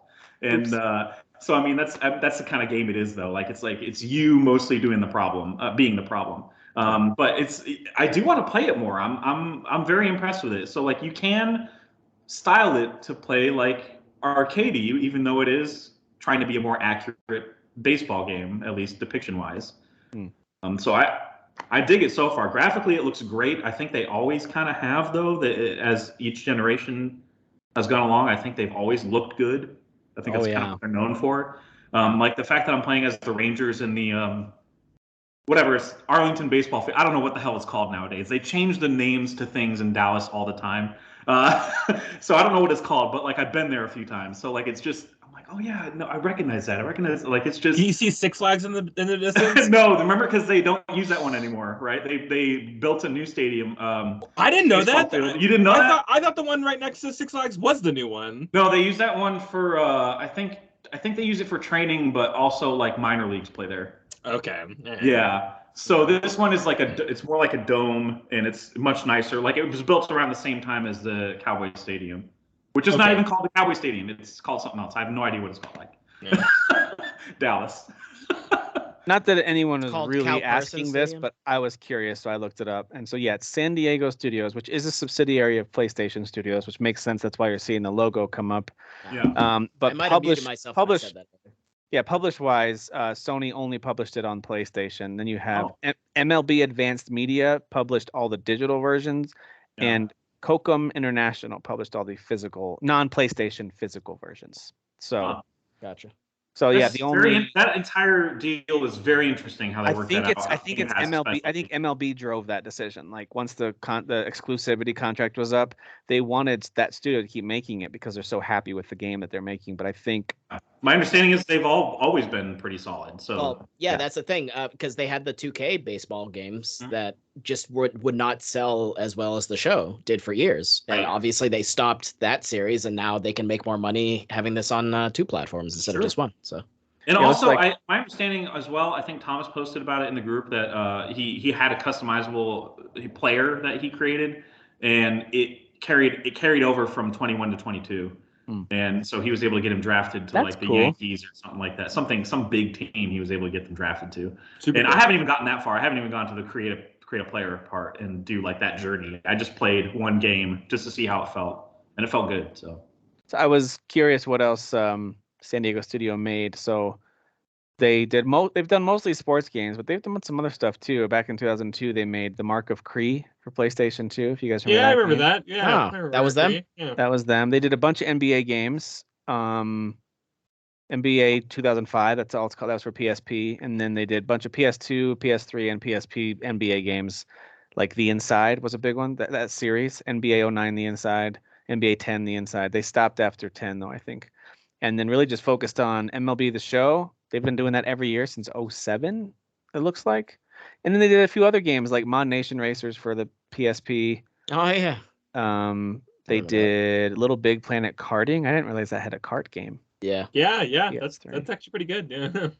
Yeah. Kill Strain, does that ring a bell? Came out in I 2016. remember the name, but for Sounds whatever reason, familiar. having a hard time like getting images in my head.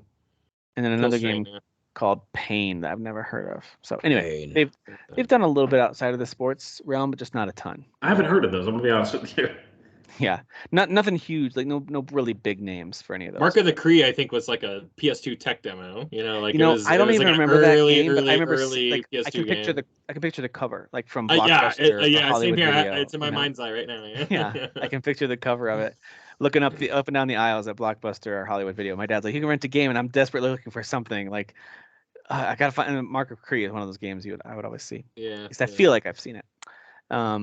All right, and then Kyle, I know you played some of the new Mario Kart 8 courses, right? I did not know. No, that was me. Oh, Jeff. did. Yeah. I paid I don't have the Nintendo Plus Max deal, It's- whatever the hell it's It's called. Yes. Switch Oh, so you Expansion. paid for them because you're a rich Hang person. on, it's Switch Online Expansion Plus, right? It's super I thought extreme. there was an Ultra. And there's no Ultra in there. Nintendo Super Ultra Plus Extreme Max. Alpha something. So I don't have that it's because I called noticed Switch it charged Online annually, and Switch Online Xrd or whatever.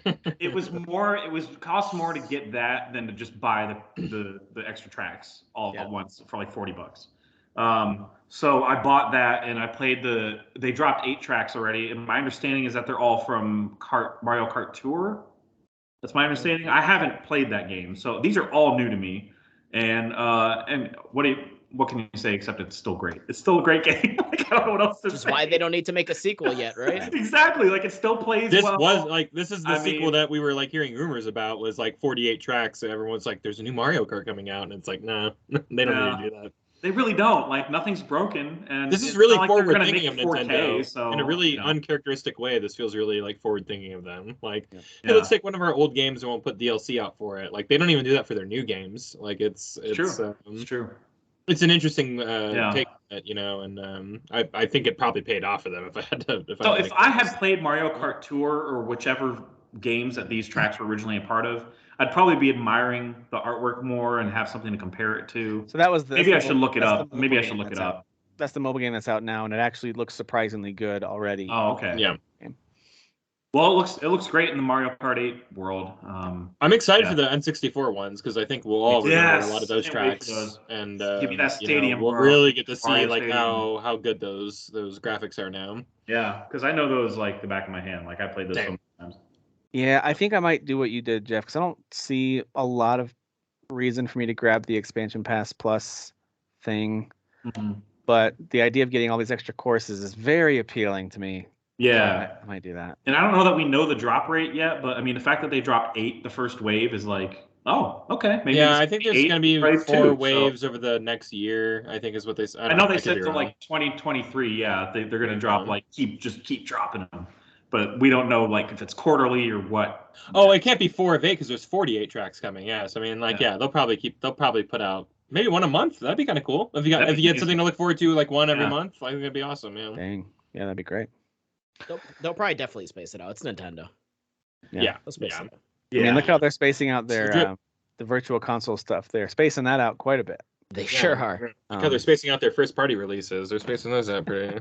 oh, Oh, hey, whoa. Hey, sick burn, bro.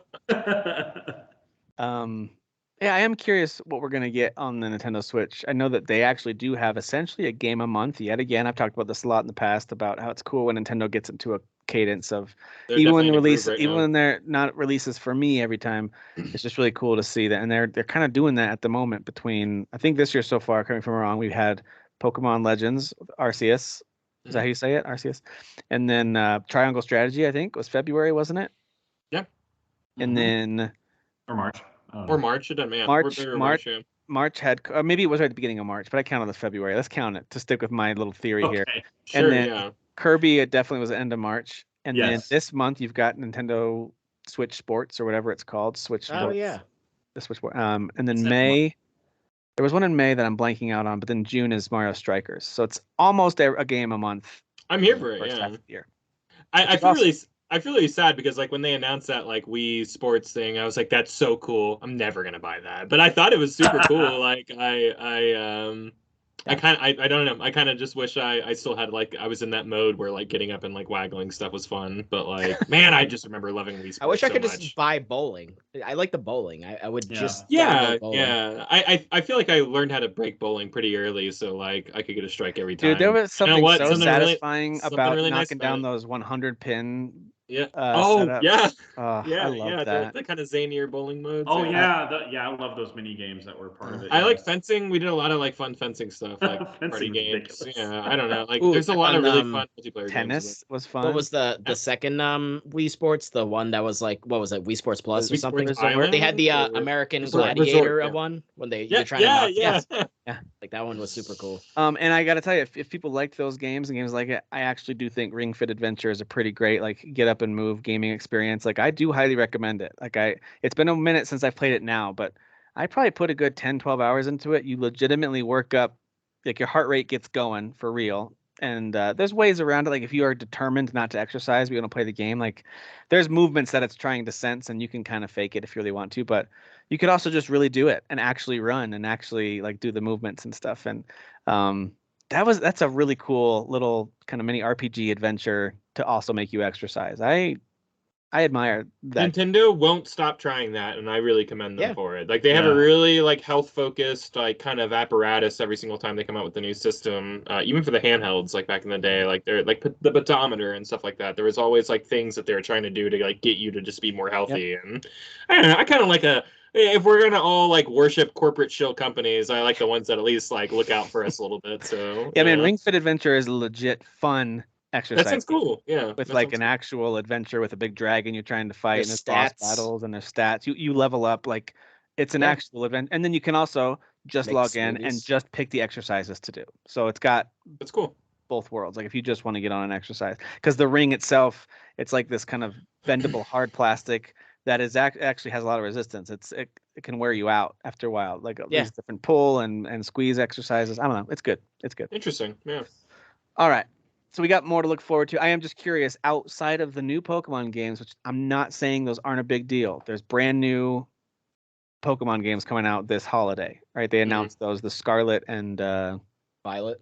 yeah, Scarlet and Violet. Scarlet Like, Nexus. So Yes. so that's He's so that's, amazing. That's the third version. That's a really big. Like, I'm not pretending like that's not a big deal. That's their big holiday game. I get it. But I am curious, what else are we going to see? Are we going to see the next Mario Rabbids game in August? Please Bayonetta 3. Please Is Bayonetta. Bayonetta 3 going to be dropping at the end of the Do summer? we have a date for Splatoon or? No. Do we but hold on? Do we care? do we want? Some people do though. I have Do we wanna erased hear- it from my calendar altogether. So I would don't- love it if Me too. that to me this seems like I think they've released that in July in the past. So do that. So release it in July again and let the audience that loves it keep doing that. That's Yeah, fine. all 4 of them, they can play that game, man. So anyway, I'm being sour. That game would not have 3 sequels if it wasn't selling like That's that. Man, you true. guys are so anti-squid. you are being a little sour. What's that about? Yeah, That's I don't the know. wrong yeah, Squid I don't know. Game. Hey That's guys, not the at, Squid Game I care about. at gunpoint, what are you guys? Are y'all doing ARMS or y'all doing Splatoon? What are y'all playing? Dude, I'm playing ARMS way before. Arms! Yes, that's what I'm talking about, guys. ARMS, bring I it don't know, back. I don't know, man. ARMS was know. actually kind of I fun. can't wait for this. I thought sequel. ARMS was okay. I Listen, can't wait for the sequel Legs, man. That's gonna be. Yeah, and you list a Legs. software apparatus from the Which- new Striker game. Put that on your leg. And then Which that's of how you those play. have gotten 2 sequels and the other one hasn't? I wonder. Yeah, Right. your Yeah. toxic positivity is killing me right now. Damn. Yeah. It's- I was able to resell ARMS after playing it for a few weeks. I was able to resell it for like $55. you're like, God, Wow. got my thing Yeah. back. So I basically paid $5 to rent it for a month. Is basically what that was. That's wild. That's a good deal. Yeah, it's hard to complain about that one. I want to talk about stuff we were watching in just a second, but I just wanted to give you guys, as far as I can tell on Metacritic, this might have changed. It's okay if it did. That's fine if it's not totally accurate. But for the first quarter of the year so far, here's what Metacritic's telling us are the best games of 2022. I thought this would be interesting, just kind of review. We're already past the quarter mark of this year. Q1 is over for 2022. So here we go. We all know that Elden Ring got a lot of good reviews. The highest I could find was 96 for that one. It's got, I think, like a 90. It depends on the console. It depends on the platform. You know, it ranges between 95, 96, somewhere in that range. Horizon Forbidden West, last I checked, was still sitting at 88, tied with Total War Warhammer 3, also at 88. I know there's people who love the Total War games, like apparently the Warhammer games are some of their favorite versions, which is cool. Gran Turismo 7 right behind those at 87, alongside Ollie Ollie World. Nice. I like how Gran Turismo 7 snuck in Nice. before all those review bombings. So great, good for them. So critic reviews on that are positive, even if the user reviews. Oh, the user reviews were bombed. Okay, not yeah. Good. great. Tunic coming in at 86. That's in Nice. the sixth Nice. spot at 86. Kirby and the Forgotten Land at 85. Love to see it. That's cool. Nice. These are all good games so far. I mean, I haven't played Total War, whatever, but or Total Loss, But I Warhammer, trust whatever the hell it's called. I trust that it's a good game. I right? trust that it's great. Yeah, Yeah, yeah. trust This is exactly. great. Just like- quality. Yeah. Just like I trust that Gran Turismo 7 is a great simulator. There's no. racer What I'm simulator. trying to say is there's no chicory that makes me go, why the hell is this There the is- highest rated? There's no chicory. Not yet. At least. And then there's one called Infernax, which is a not very widely known game. It is on Game Pass, I It is. believe. It's good. If you guys like, yeah, it's. I feel like it's a Metroidvania. I could be wrong about that. Or That's what it it's- looks like. I haven't played it. I got an 84. I played like 20 minutes of it. And I was like, this is kind of fun. Yeah. Yeah, that's got an 84 alongside Retro Bowl, which actually used to be a mobile only game, but then they made a Switch version, so now it's officially out in consoles. And for $5, I got to tell you, like that's a lot of fun if you like Tecmo Bowl, if you like those old games. That's a really fun little football game. It's very silly, very repetitive. You'll maybe within a few hours you'll be like, I get this, I'm done. But I've put stupid amounts of time into it while I'm listening to podcasts or having a show on in the background, just playing game after game, doing seasons, and like I think it's fun. You're such an old man. Really am. Dad energy. I'm just going to go down through where it stops at 80, just so you're aware. I'm not going to do all these. Pokemon Legends Arceus sitting at 83. King of Fighters 15 dropped. I think that was January. It's at 82. Oh, okay. Oh, And that 82 is tied with Triangle Strategy, also at 82 on Metacritic. Nice. do y'all play King of the Fighters at all? Nope. I just I mean- feel like that's for such a long going series. I don't know if I know a single person on Earth who plays that game. Yeah. I Is that the mean, one the where you ones can back in create the a fighter? day. Is that a creative? No, it's basically like the competing series with Street Fighter for a while, like years ago. For, like all these years, yeah, that's kind of like the direct. It's SNK's like Street Fighter, yeah. There was one where you could create a fighter. I remember that being appealing to me back when I used to love playing No Mercy, and I loved creating my own wrestler and moves. I thought there was a creative fighter in one of those games back in the day, but I mean, there might have been, but there's so many. I mean, there's 15 asset. They're still doing like 2D, like sprite, maybe not sprite, but kind of like I don't know. There's a kind of an old school style to it that I every time this game comes out, and I know some of the character names and stuff like that because I've watched some of the anime.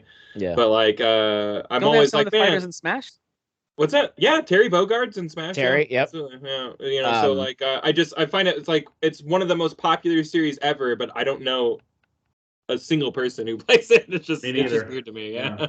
Yeah, Triangle Strategy is one I fully plan to get to, but I'm like, hey, I'm not going to spend full price on it now for it to just sit there not being played. So I've got Chrono Cross, I've got some other big games I'm playing, but as the deck starts to clear a bit, if it's not on sale, I think that one's worth full price. I'm not saying it's not, but I'm just I'm holding out for the moment. I am pushing that. I'm uncharacteristically pushing that one down the road a little bit as well. But I do plan on playing it.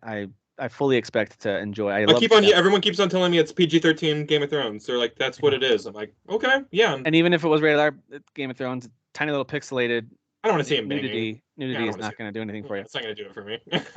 Maybe it would. I don't know. I don't want to judge. All right. So at 81, there's a bunch of games at 81. So we've got Conan Chop Chop, which someone brought up recently as a great game. Conan Chop. I think it was Dan that brought that one up. Yeah. Expeditions Rome. I heard that was a really great strategy game too on PC. Ghostwire Tokyo at 81. Oh, nice. That's surprising, actually. Yeah, that is surprising. And again, sorry if these are outdated. If you go to check Metacritic now, those might have updated. This was about a week ago that I took a look at these. Lost Ark, also at 81. That's that Amazon Studios. We're talking about that one for a solid 2 weeks, yeah. Yep. Weird West, the recent. Very nice. Good game. Recent action RPG. Really in-depth RPG, surprisingly. Yeah. And then these last three that are sitting at 80. We've got Sifu at 80. Don't forget about that one. That was kind of a nice. I'm surprised that one's not higher, to be honest. I don't know why. I feel like I remember the reviews being like.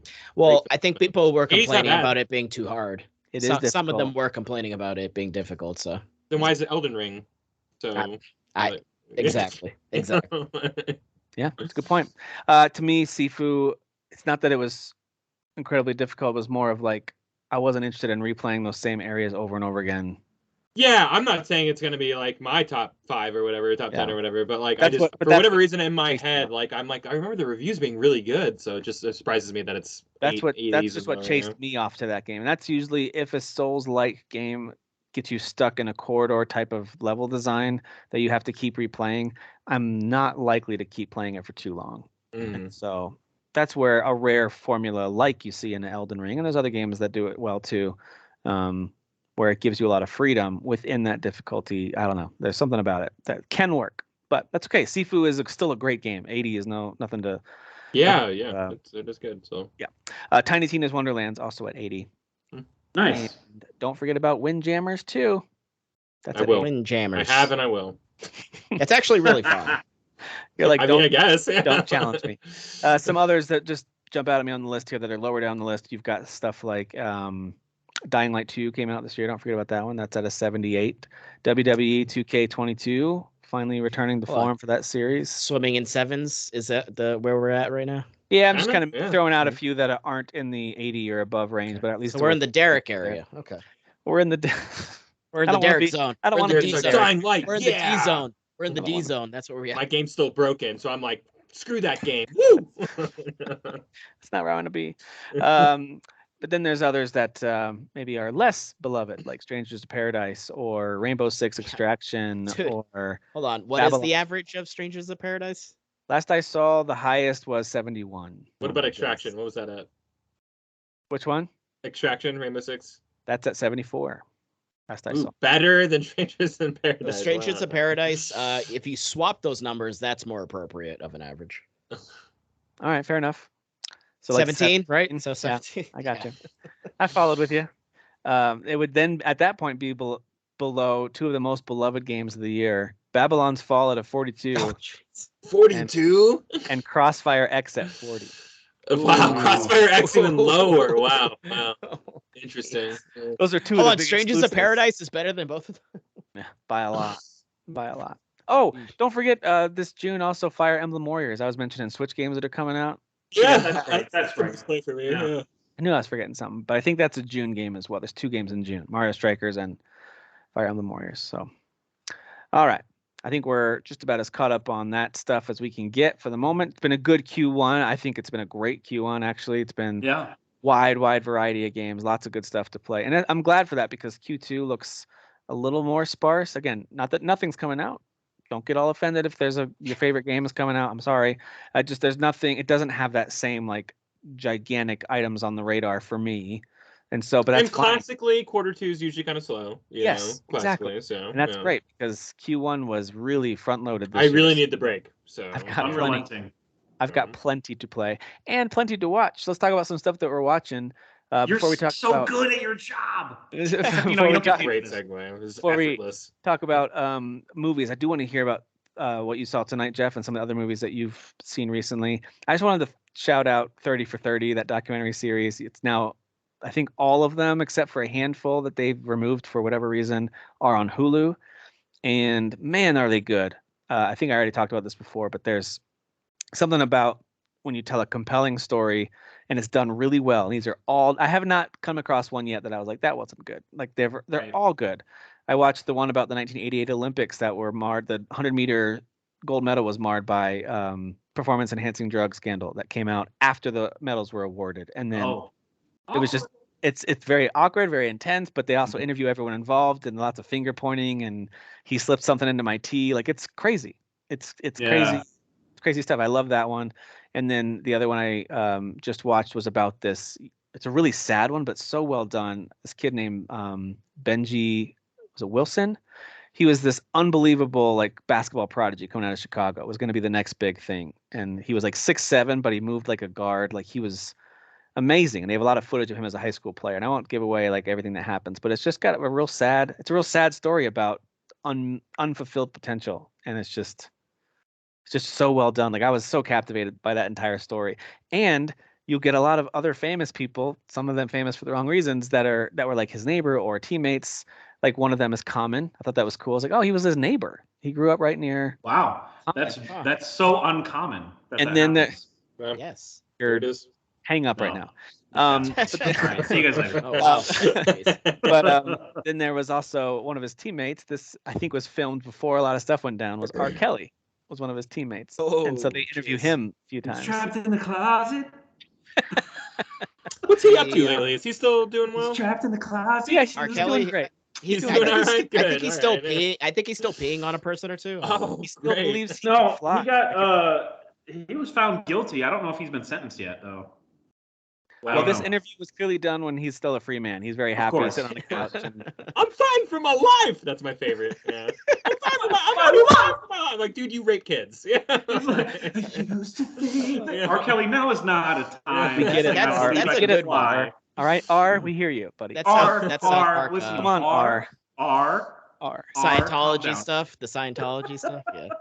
But if you're gonna just watch one or two of those, I highly recommend From Elway to Marino, which is all about the NFL draft from 1983, which I didn't realize was full of so much drama and grandstanding, and the USFL was kicking into gear and they were trying to swipe players, and John Elway really didn't want to play for a certain coach, so he pretended he didn't want to play in cold weather, even though that wasn't true, because he ended up playing in Denver for his whole career. So it's all very intriguing and fun stuff. I love it. Really love it. To answer my own question from earlier, because it was going to bother me, his sentencing is in May, but he was found guilty on 9 counts of racketeering, sexual exploitation of a child, kidnapping, bribery, sex trafficking. So he might be going away for a while, and he still has child pornography charges against him. Well, and he peed on people. Yeah, that seems like low on the totem pole. So before you move on, let's all decide, what does R stand for? No, let's not do that. Yeah, I don't know. The very first word that came to mind, I was like, never mind. Redemption. No, I'm just kidding. Redemption Kelly. That's his name. Thanks, Dan. That's Ron Burgundy, yeah. Oh my gosh. All right. So Jeff, there's 2 movies that you've seen recently that I hear about. So tell me about these. Well, you mentioned TV. I'm in the middle of a city, and there's a lot of emergency vehicles here. I apologize about that for everybody that's listening. All of our What'd you do, Jeff? What'd you do? So first, you mentioned a TV show. First of all, the last 30 for 30 I saw was for Ric Flair, and I love that episode. It kind of painted him a little bit as like a tragic hero, though, but it totally missed what Dark Side of the Ring covered with him. And that's why he hasn't really been appearing on TV at all. It's because of what Dark Side of the Ring covered involving Ric Flair. It's pretty bad. Anyway, did you see his unbelievably emotional interview with was that with Stone Cold? I think that was with Stone Cold. Maybe I did, because and I say unbelievably emotional, not because I cried. Like, there are things that make me cry, get all like, man, that really moved me. No, this was more like a crier, dude. He cried. He was a mess. He was a hot mess. Yeah. As soon as he Stone Cold's like, well, hell, tell me about Charlotte. How's she doing? And Ric Flair's like, that's good. My beautiful little girl. Jeff, can you reenact the stunner with McMahon? The recent stunner with McMahon. My God. Can you reenact that for us, please? The stunner heard around the world. Yeah. The stumbling stunner is what it should be. Okay, can we at least give him props for in his late 70s even attempting that? I will say that, but he was like, well, the kick to the stomach is the thing that surprised me. I go, you've had more stunners than anybody on earth. How did you forget? But at the same time, he's always been the person that takes them the worst, other than his wife. Like, he's always been. The wife one is amazing. Yeah, she just looks off to the side and falls. Like, it's like, what are you doing? Did you not practice at all? Oh man, that was have you not watched WrestleMania, this show? Have you not watched this at all? Yeah. So good. Oh my gosh. But you could tell the wrestlers who, of course, are actually trained wrestling athletes. Well, one of them is Pat McAfee, who's not a wrestler, which is crazy. Right. Yeah. But these guys who are athletic and who are ready for this, they sell it in a way that I just love. I love. Like the first guy is a young guy who's like, he did the Shane thing. The first guy who took it, he's like 25 or whatever, and he bounced and did this like little kid thing where he flailed to the air. The Rock would get really dramatic with it too when he would get stunnered. And then Pat McAfee just went straight back, and then he spit his beer out as he was doing it. And then like for him, it was almost like it froze him, and he like felt like it literally stunned him. Fainting goated. And then like 3 minutes later, Austin's doing his thing where he's getting beers thrown to him and he's drinking them. And you see Pat McAfee near the announce table, and he's like, his eyes are closed, but he's got a beer and he's doing this. Oh my God, dude. Dude, can we just say though, out of all the non-wrestler guests they've had across the history of wrestling, he's got to be up there as one of the better ones in terms of I would say so. Yeah. Him and, believe it or not, God, I can't believe I'm saying this, Logan Paul. Believe it or not, gross. Logan Paul in a wrestling ring feels right, even though I hate that guy. Dude, that's why he could make a true card. He could make a career out of being a heel easily. Like he could make a career out of that. McMahon brokering that deal just goes to show you that like that guy still got it. You know what I mean? Like that guy gets it. Like he has his finger on the pulse of like who he knows that the fans want to see get in the ring, get their ass kicked. You know? So exactly. And with McAfee's case, it was easy to root for him because he can play the heel. He was a heel last time he was in the wrestling ring a couple of years ago, so he can do that just fine. But it was just easy to cheer for him because like. He's a hilarious commentator. He's just really funny. So he just leaned into If you've never listened to his podcast, like he is a funny dude. Like, and he does the what thing during his podcast too. He loves doing the wrestling stuff during his podcast. He loves what? Yeah, it's he's very funny. He's great. He needs to wrestle more. Anyway, WrestleMania was really fun. I'll just throw that out there. The Jackass match was tops. One of the most good. That was great. Yeah, dude, Wee Man literally lifting him up and. Yeah, Wee Man coming out from underneath the ring, like while somebody else was down there rummaging was the fun. Like it was so. And good. They brought the giant hand for the hand from Jackass 2. Yeah. Well, I also like Johnny's laying there. He's about to get an attack from the ropes, and then he fires off the fireworks. Yes. He's got that detonator. Yeah. And then he hits it. Or when his opponent's running at him and he just uses an air horn. And the wrestler has to pretend to be like stunned into like, oh, I can't do anything now. It's so funny. Oh my God, I love wrestling. I love it so much. Anyway, so when done well, it's the best. Yes, it's true. And I still feel like AEW does it the best consistently week to week. WrestleMania was an exception because it's WrestleMania. So I'm still they not. really brought it. They really brought it this year. Really From the did. clips that I saw, and I watched a good number of clips. I obviously didn't watch the whole thing because I know it's 2 nights. I didn't see all of it, but boy, they really seem to bring it this It year. was very sports entertaining, as Vince would probably say. Yes. So to TV though, before we can move to movies, I don't know if anybody else has anything they're watching, but Severance just finished their first season on Apple TV Plus Max. Is that with Ben? Ben Stiller directed. No, Ben from Parks and Rec. Yeah, Yes. Adam Scott. Ben Stiller directed all the episodes, I think, and Adam Scott is in it. And gosh, what's the girl's name? Britt Lauer, I believe is her name. She's been in like Man Seeking Woman as the sister and like a bunch of other stuff. She's so good, dude. I love she's her. So good. Yeah, I forgot that she's in that. Yeah, and Christopher Walken is in it for a bit, and Christopher Walken. John Turturro, Patricia Arquette. It's a great cast, dude. So like this is, I don't know if you've ever seen a Charlie Kaufman. I know Kyle has seen Charlie Kaufman movies, but he did adaptation, Eternal Sunshine of the Spotless Mind, Synecdoche, New York, which is a trip and a half. I mean, you're gonna have to Google some shit after that movie. And I'm thinking of Ending Things is another one he did. He does really like existential, really. I gotta be in the right mood to see those because I've seen adaptation. Yeah. No, you cannot just go, hey, I'm gonna watch a Kaufman movie. You have to like be like, think about it for a week and then watch it. Yeah. Out of all those, I like commit to researching it. Yeah, Eternal Sunshine is his most. I would argue this is most accessible, and even then, it's his most digestible. I would say, even though it is nutty. Yeah. So I'm only bringing him up to make the comparison because Severance feels like a Charlie Kaufman brainchild, but he has nothing to do with the show. It's just conceptually, it's kind of like Kaufman-esque. It's kind of like a weird concept. Like you have the entire concept. I might have brought this up before actually. The entire concept is like these people, Adam Scott and all these other characters come to work, and as soon as they enter the elevator, their brain like changes and they turn into like almost a totally different person with different memories. And then when they leave work, they have all their memories from their life back, basically. You have like a work personality and an at-home personality. Yeah. So they don't remember anything they're working on. They don't remember anything outside of work. And so it's pitched to them like it's going to increase work productivity or something, right? Right. Like, I think that's what it is, and I think that's how it's pitched to the world and society as a whole, and that's how it's accepted. It's like people are happier doing this. They're not miserable at home thinking about work, You don't come home and go, boy, that day at work, Yeah. So or experiencing work. Yeah. That's the sci-fi element of it, and that's the thing that because it's not like this huge brainy, world-building sci-fi thing. It's like a small-scale sci-fi concept, and it's about how it affects these people and and how their work personalities end up kind of rebelling against the system. And trying to find out what their company is doing and stuff. And man, it's just it's just such an interesting show. And how they film the work environment, everything's all white and almost like they're in purgatory. It's super interesting. Like the cinematography is next level. Like it's how many episodes? 9 in the first season. And the cliffhangers on each episode, good luck stopping to take a break. Yeah. Just a 9-hour movie, okay. Yeah, for sure. And then the cliffhanger in the finale is like, oh, come on. You'll just you'll freak out. Well, it's confirmed for the second season, so. It is.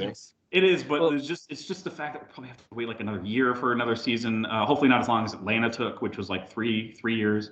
Childish Gambino kind of plays by his own rules, though. So. He does. He interviewed himself for a magazine this week. What are you doing, bro? But Severance is I watch a lot of TV. This is my favorite show of the year, and I'll probably be talking about it a lot because I really want people to watch this show. And speaking of shows you have Apple, so. Cliffhangers, I just finished rewatching through WandaVision. My kids wanted to see it now that we've gotten through all the Marvel stuff. They want to continue. And I told them, hey, Phase 4 has a lot of TV shows now. Like Disney's rolled out TV shows in place of what maybe could have been a movie release, but they kind of told a expanded story. And anyway, we watched through WandaVision, and I liked it even more the second time because I was able to appreciate because I hadn't rewatched it at at all. I was told on good authority that it was sucked and it was bad. Oh, thanks, Kyle. Yeah, I didn't know that. Thank you. Sorry, I Heart Lib or something. I didn't know that. Something. It's for gays. Something. Oh, so Derek told you. Yeah. I really enjoyed it. My daughter is a huge fan of I love Scarlet. it. It's her favorite character in the Marvel universe. She loves that she's really powerful and she's a Hmm. strong character. And so she was really upset at first as she kind of started to understand that Wanda's doing all of this. Like, oh Yeah. no, are they making her bad? And I was Yeah. like, it's actually not cut and Nuanced. dry, good or More bad. It's complex than that. like she's definitely doing something she shouldn't, but there's a reason behind it. And there's a bit of, speaking of there's some redemption there at the end. So Some R. Kelly going on. Yeah, there's some R. Kelly going on there. Kelly Yeah. happening. Jesus. No, there's not. Yeah, that'd be no. a way different show if there's some R. Kelly going on. No in this R. show, Kelly yeah. happening. Very Anyway, Disney. I just wanted to throw it out there that I really Yeah. love what they did with that show. I understand that Uh, bold, visually, that show is out of this world to me.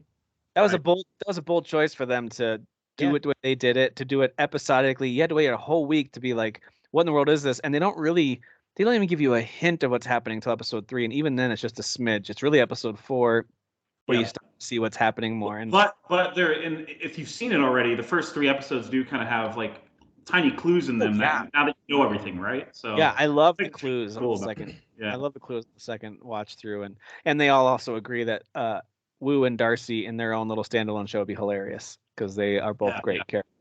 So, Those Yeah. are smart additions. Yeah. Again, it gives you more of an appreciation for Vision, because Vision just didn't really get like the time to really expand with those No, couple of God. movies that he was They in. put him in the Death Express lane, dude. Like, Yeah. it's so weird. Like, that's what they did to It's- Vision. it's As soon such as he like got an the stone in his head, I was like, well, he's gonna die like immediately. So that's Right. Yeah, and like he didn't even like cameo in very many other movies. So Yeah. we saw him like twice, and then But they're it's like, like an "Yeah, we're gonna important kill him." And it's death, like, right? okay, yeah. He It's talked so- to Wanda about Paprikash, and that was it. They moved on. They Yeah, I'm glad that the show did take Good its time to story. go back and be like, "Hey, this is why these two are in love," because like the Yeah. movies were just like, they like each other now. It's that like, scene where a certain character is making Wanda go back through memories. Yes.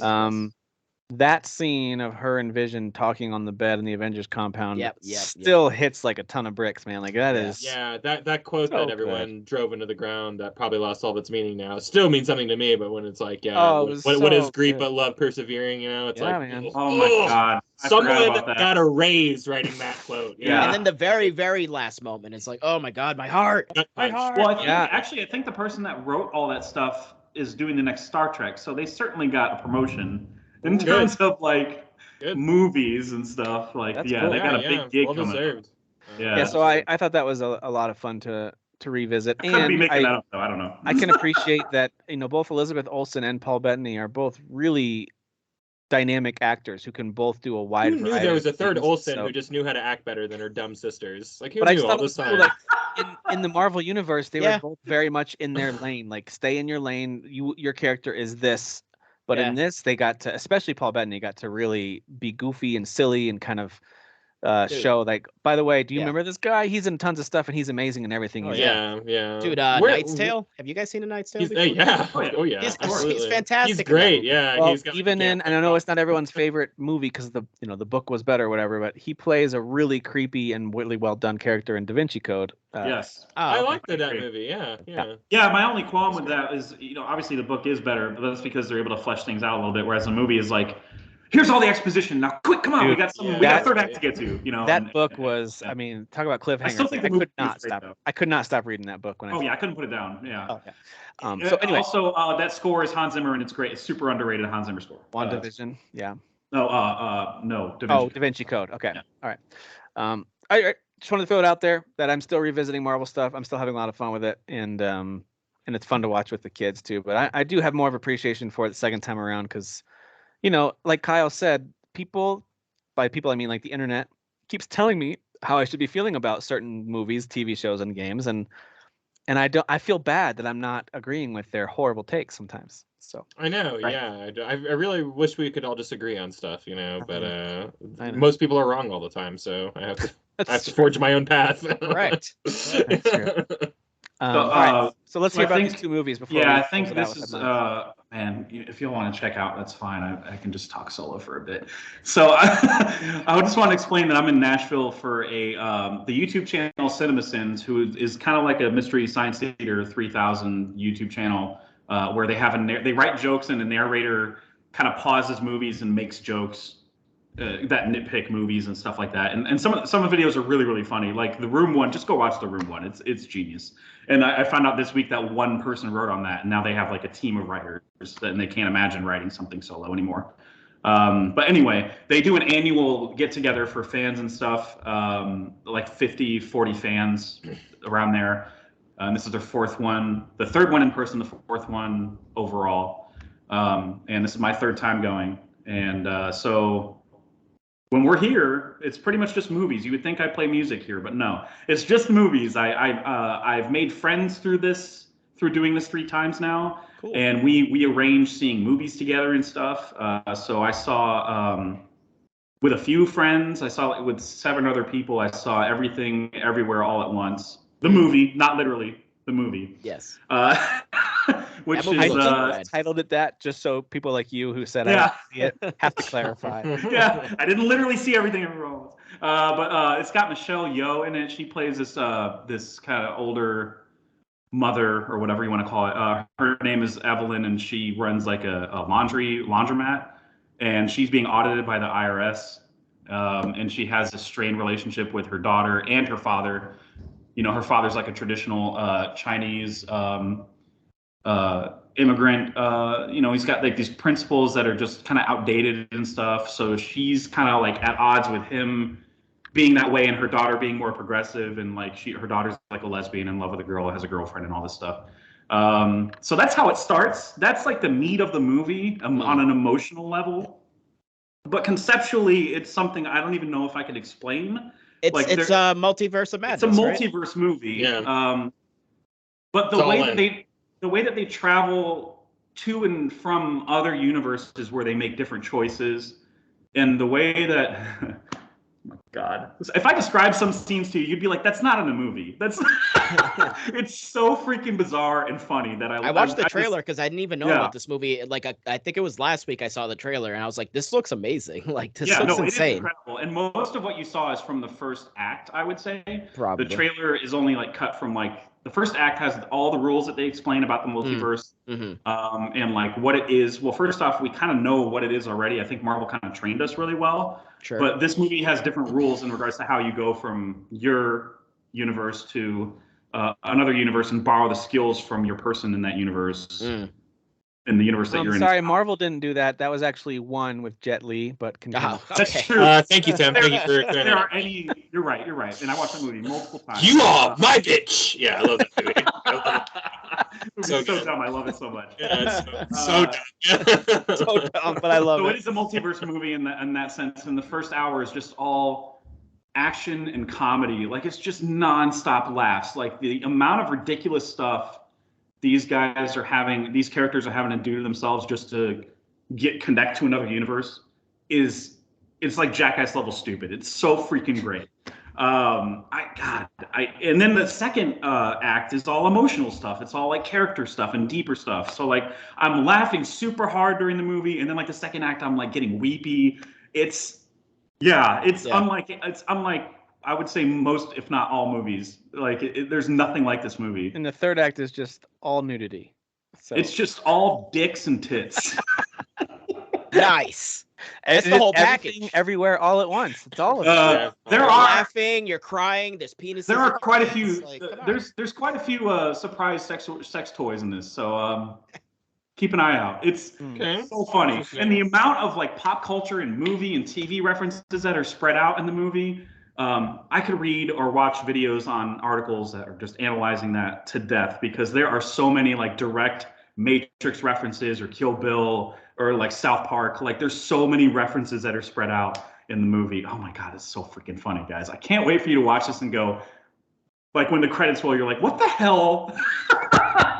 That's the first reaction. Everybody turned to each other and went, what the hell did we just watch? Yeah, what was this? So I love it when something really creative and just out of left field hits it big, because this one's pretty big. I don't know if I'd go as far as to call it phenomenon, but it certainly is making waves, you know, and everyone's talking about it. Because I really, really want people to see this in a full theater, because I feel like that's going to get the best experience, the biggest what the hell's going on laughs.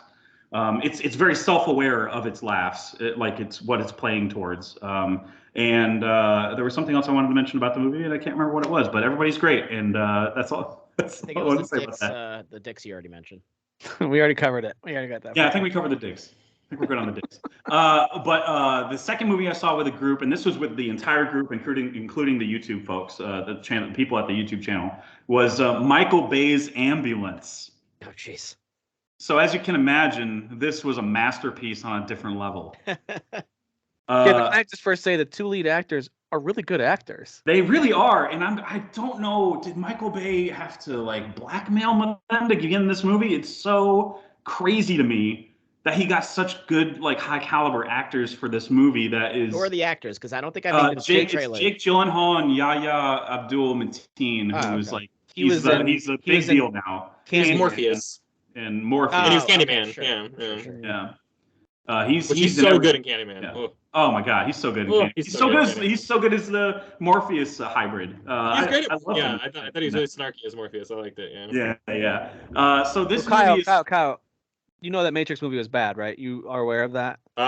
Tim, let me tell you, I actually watched it again a week ago for the 12th time. Let's just call it, which is probably not a made up number. And I gotta be honest, I can validate with you. Everyone was right. I was wrong. It took me 12 times to watch it, but everyone was right. Yeah, sorry. Well, we gotta go back to the drawing board. Oh, you know how many people I was with of the 7 or 8 people that I was with that watched everything everywhere all at once. We finished the movie and they're like, "That was the better Matrix sequel." And I'm like, "You bite your tongue." Yeah, you're like, "How dare you?" Have they not watched the only one that's like, "I love that sequel." You shut your dirty mouth. Just direct them towards our spoiler cast. So with Ambulance, this is a movie about Jake Gyllenhaal and Yahya Abdul-Mateen play brothers, legit brother, like not by blood. Like Jake Gyllenhaal's family, he comes from his dad was like a famous thief, and apparently Jake Gyllenhaal is too, and robbed like 38 banks or something. Okay. And they still didn't catch him yet. Okay, go with it.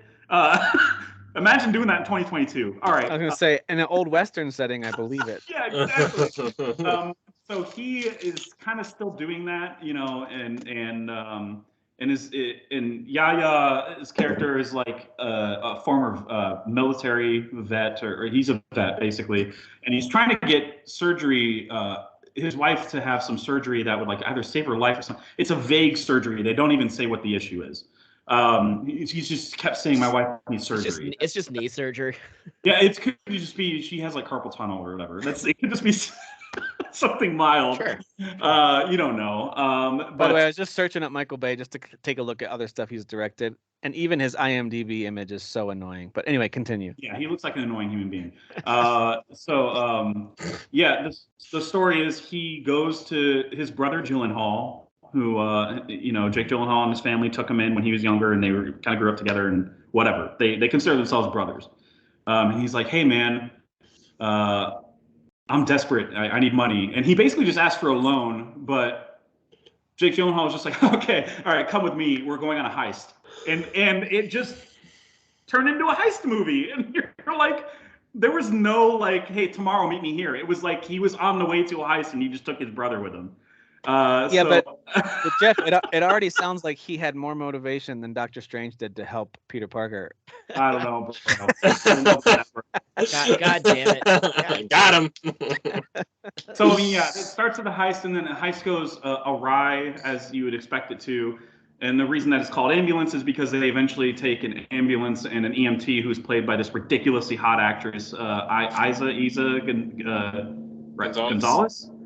She's been on like Baby Driver. I think that's the only thing I can really. Oh, I know you're talking about. She was in Godzilla. Godzilla. She was. That's right. Yep. Yeah. She was the bad girl.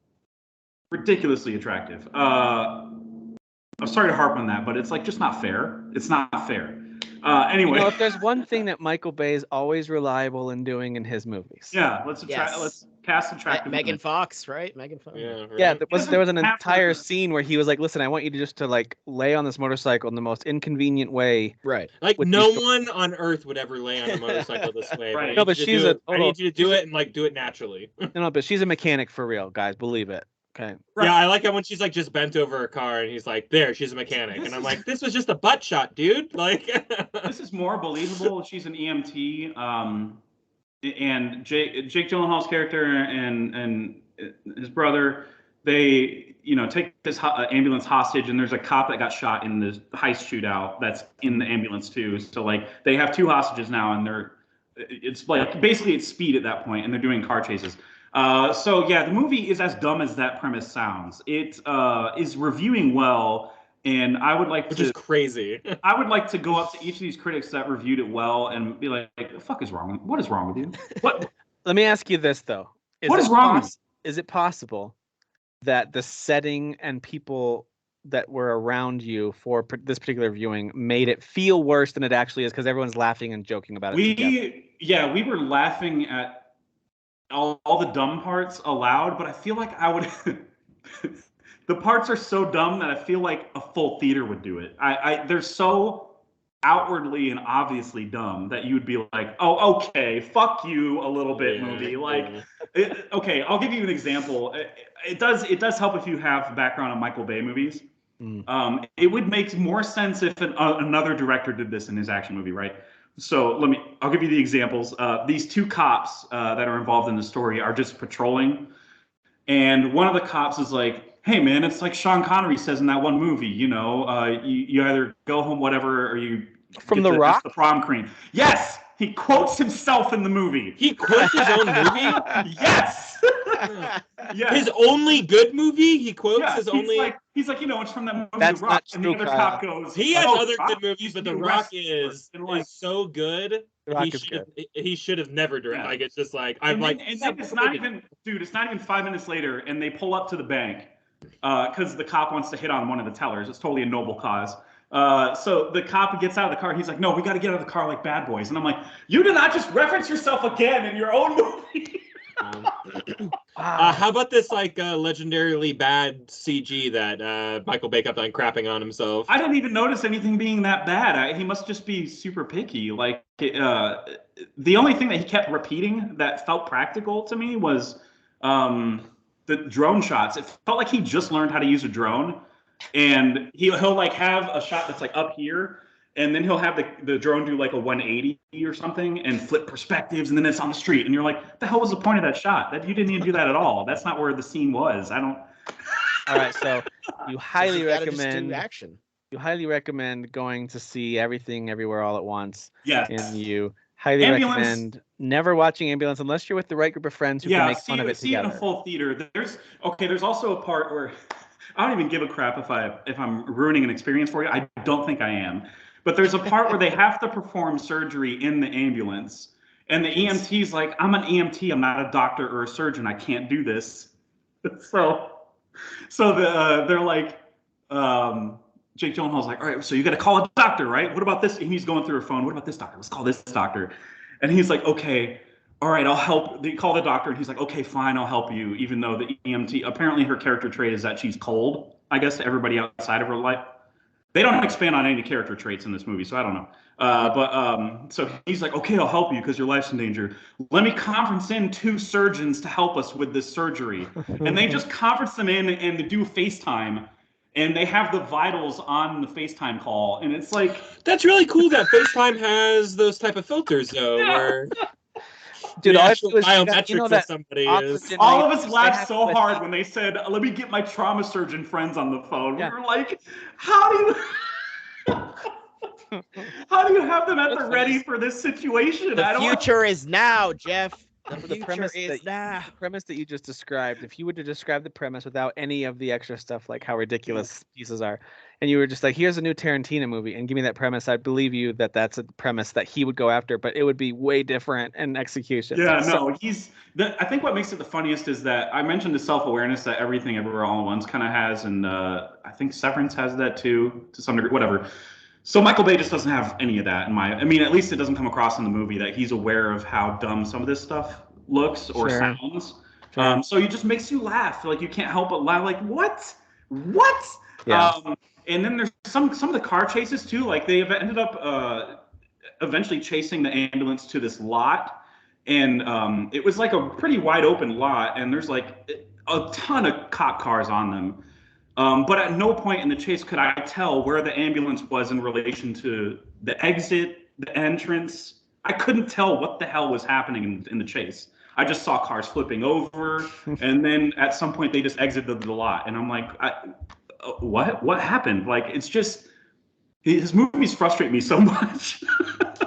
And it's just such a laugh with friends. So maybe I guess with the right group of people, but yeah, if anybody's coming out of that going, I've done some bad this movie is nights, but sick. usually it's like obviously bad, not like popcorn blockbuster bad. I've done like the obviously bad movie nights with friends, and that's a lot of fun where you're watching something like Monos Hands of Fate or something like that, where it's just like someone made this is unbelievable. So that sounds more like cringy, where you can laugh about it, but it's just kind of like, oh, these are good actors. It does help seeing it with the right people for sure. And I was sitting next to an ICU nurse and a combat medic, and every like few seconds they're leaning over each other going, they didn't even charge the defibrillator. They didn't even charge it. They just said, like, they're like leaning over and criticizing like actual stupid medical stuff that's happening in the movie. Like the cop that gets shot and he's in the ambulance. There's a part where the EMT, the hot EMT girl, goes, man, where's all this blood coming from? And she never opens his chest to find out that there's another gunshot wound. She never does it until like way later in the movie when they're like, we have to do surgery. And I'm like, what? That's like EMT 101. It's just, you got to get past dumb stuff like that, I guess. Jeff, it's like her second day on the job, right? She's apparently, and they say earlier in the movie she's the best EMT that they have in LA. And you're like, apparently not.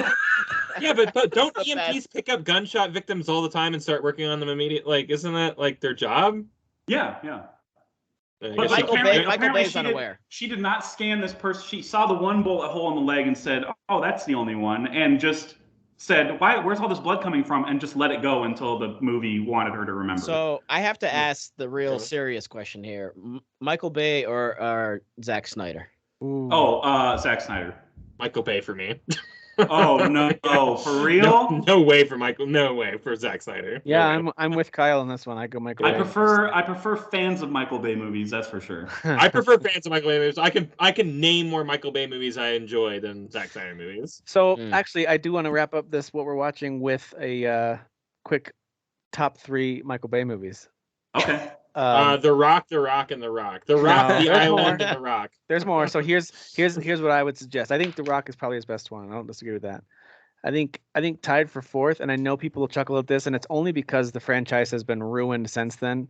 I'm sorry, but I do think the first Transformers movie very fun. Pretty fun. I really liked the first one. Extremely fun. I really liked it. If it was just that, I thought it was pretty good. I mean, obviously, it's like fun, it's just mind-numbing nonsense. But I think like this like CG and just the insanity and the chaos of like the robots fighting is actually pretty cool in like pretty much all of them.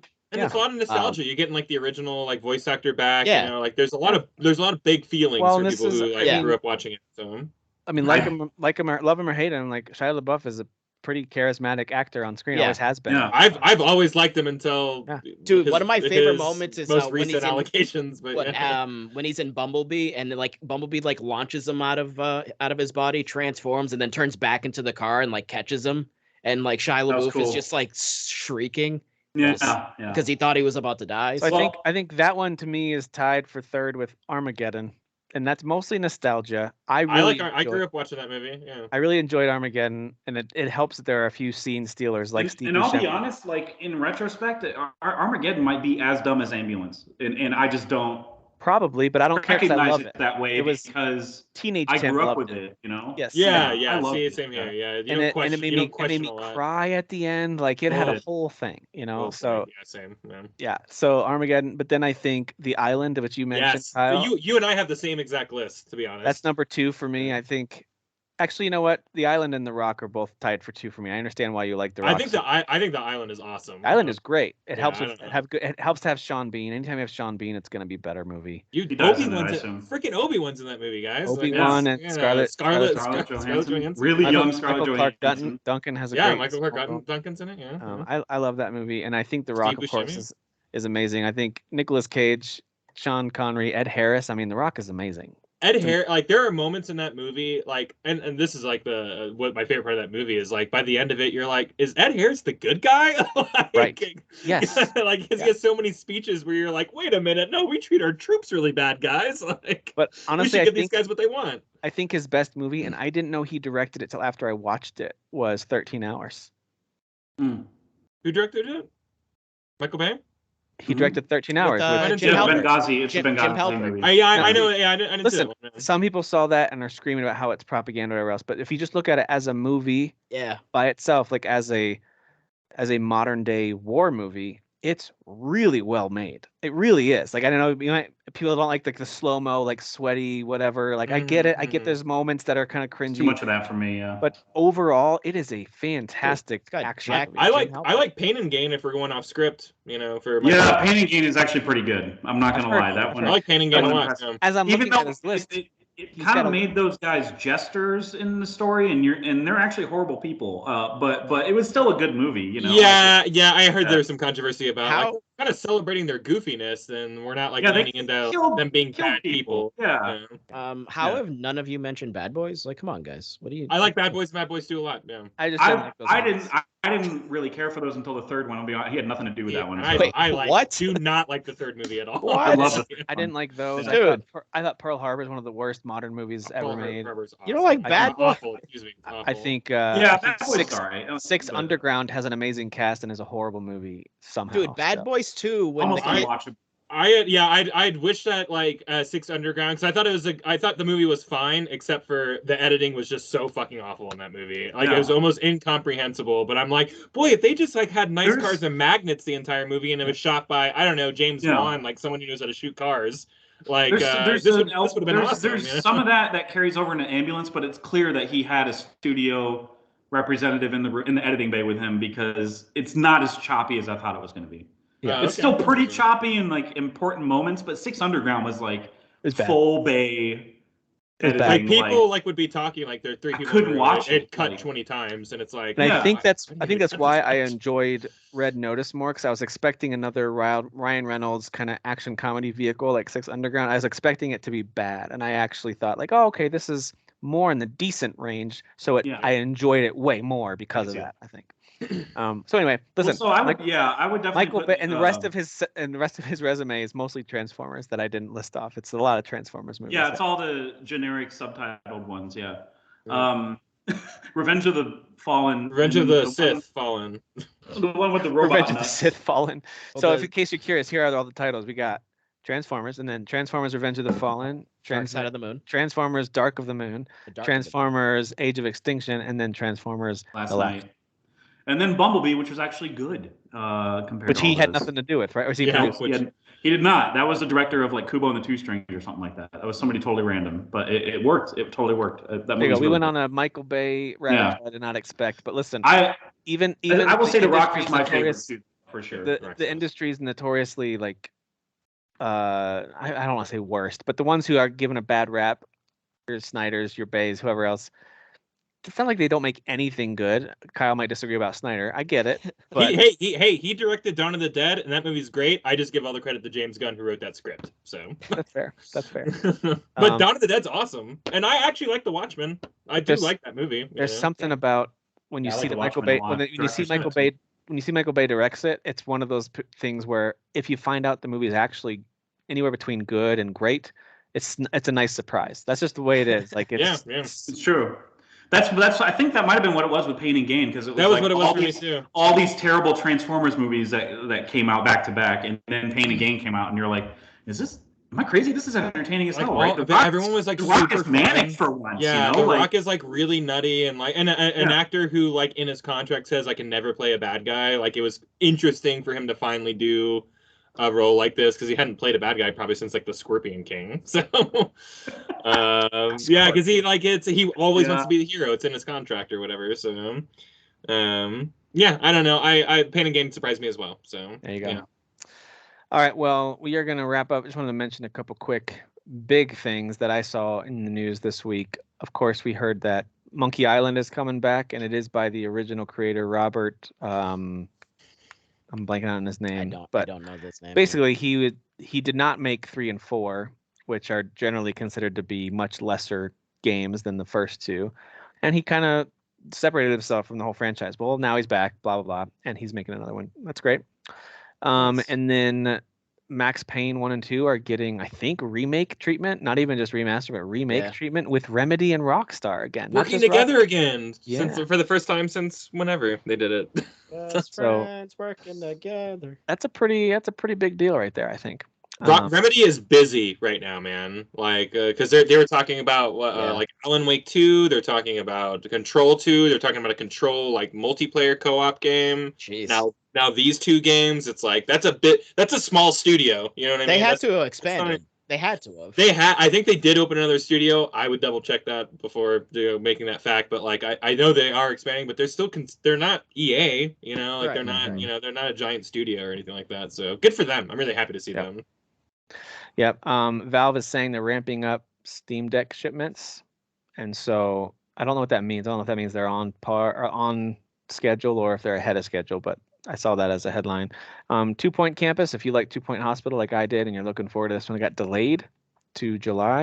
I think it's July to later this summer. So that's going to be on Game Pass as well. So if you're curious, you'll get to try that one out. And then I wanted to mention this because the big Unreal Engine 5 presentation, we also got the announcement that Crystal Dynamics is beginning development. They made it very clear. They're beginning development on the next Tomb Raider game. They want to make, I understand why you want to make that clear. You don't want people thinking it's coming out next year or anything. Like, it's going to be a while, but they're making the next Tomb Raider game. You know, it's a loss, guys. We could have had Avengers 2, but we're getting another woke, you know, female lead, you know, video game, so it's fine. Yeah. They should be brave and make Laura a guy, so. Ron Gilbert is the guy who did Monkey Island. That's who it was. I couldn't remember. Ron Gilbert. Anyway, there's a couple of other headlines that probably aren't worth dragging up now that we're over the 2-hour mark, which Dan said he hoped will be under. Sorry, didn't make it. Well, I said let's see, but that did not happen. So it did not. That's okay. So obviously, plenty of fun stuff to play, plenty of great stuff to watch, and I'll sit here just playing old games. I'll keep playing Elden Ring, and I'll keep playing through Chrono Cross. That's what I'll do. Yeah, exactly. I can't wait for Fantastic Beasts with the not problematic actor Ezra Miller. With the movie that's getting like 4s out of 10s, that one? That's right. He's in that. I forgot about that. Yeah, he's in one of the dumbest twists in the Potterverse stories. Right, he's Dumbledore's brother? Yeah, I don't even remember. Half-brother? They're related. I didn't see the second one. Dude, these movies do not seem to be doing well. This whole prequel series that they're doing, like, I don't know. I don't know what's going on. Doesn't seem great. That's it. Yeah. If you want to recap to the magic of the Harry Potter experience, do what my kids are doing. Listen through the audiobooks read by Jim Dale. They are absolutely stellar. He does the best. There's a lot of good versions out there. I think his are the best. The very best. Oh, okay. All right. Well, that does it for us this week. We're going to sign off. Thank you guys for being here. Appreciate it. Derek, sorry for all the attacks you got at the beginning of the show. That was very uncalled for, and I'm so sorry that you had to experience Was it uncalled for? I'm sorry. saying that now because I know he'll never listen to this at all, let alone all the way to the 2-hour mark. So right. Yeah. And then if he does, they'll be like, hey, we apologize at the end. You know? Yeah, exactly. You heard that part. You know? Exactly. I didn't apologize. I just wanted to make sure that's clear. I'm not sorry. Hey, Jeff, enjoy your weekend down there. I hope you still have fun. Actually, for you, it's up there. Yeah, right? for sure. You went north. So enjoy your time. Slightly. A lot of fun. And we'll talk to you guys next week. See ya.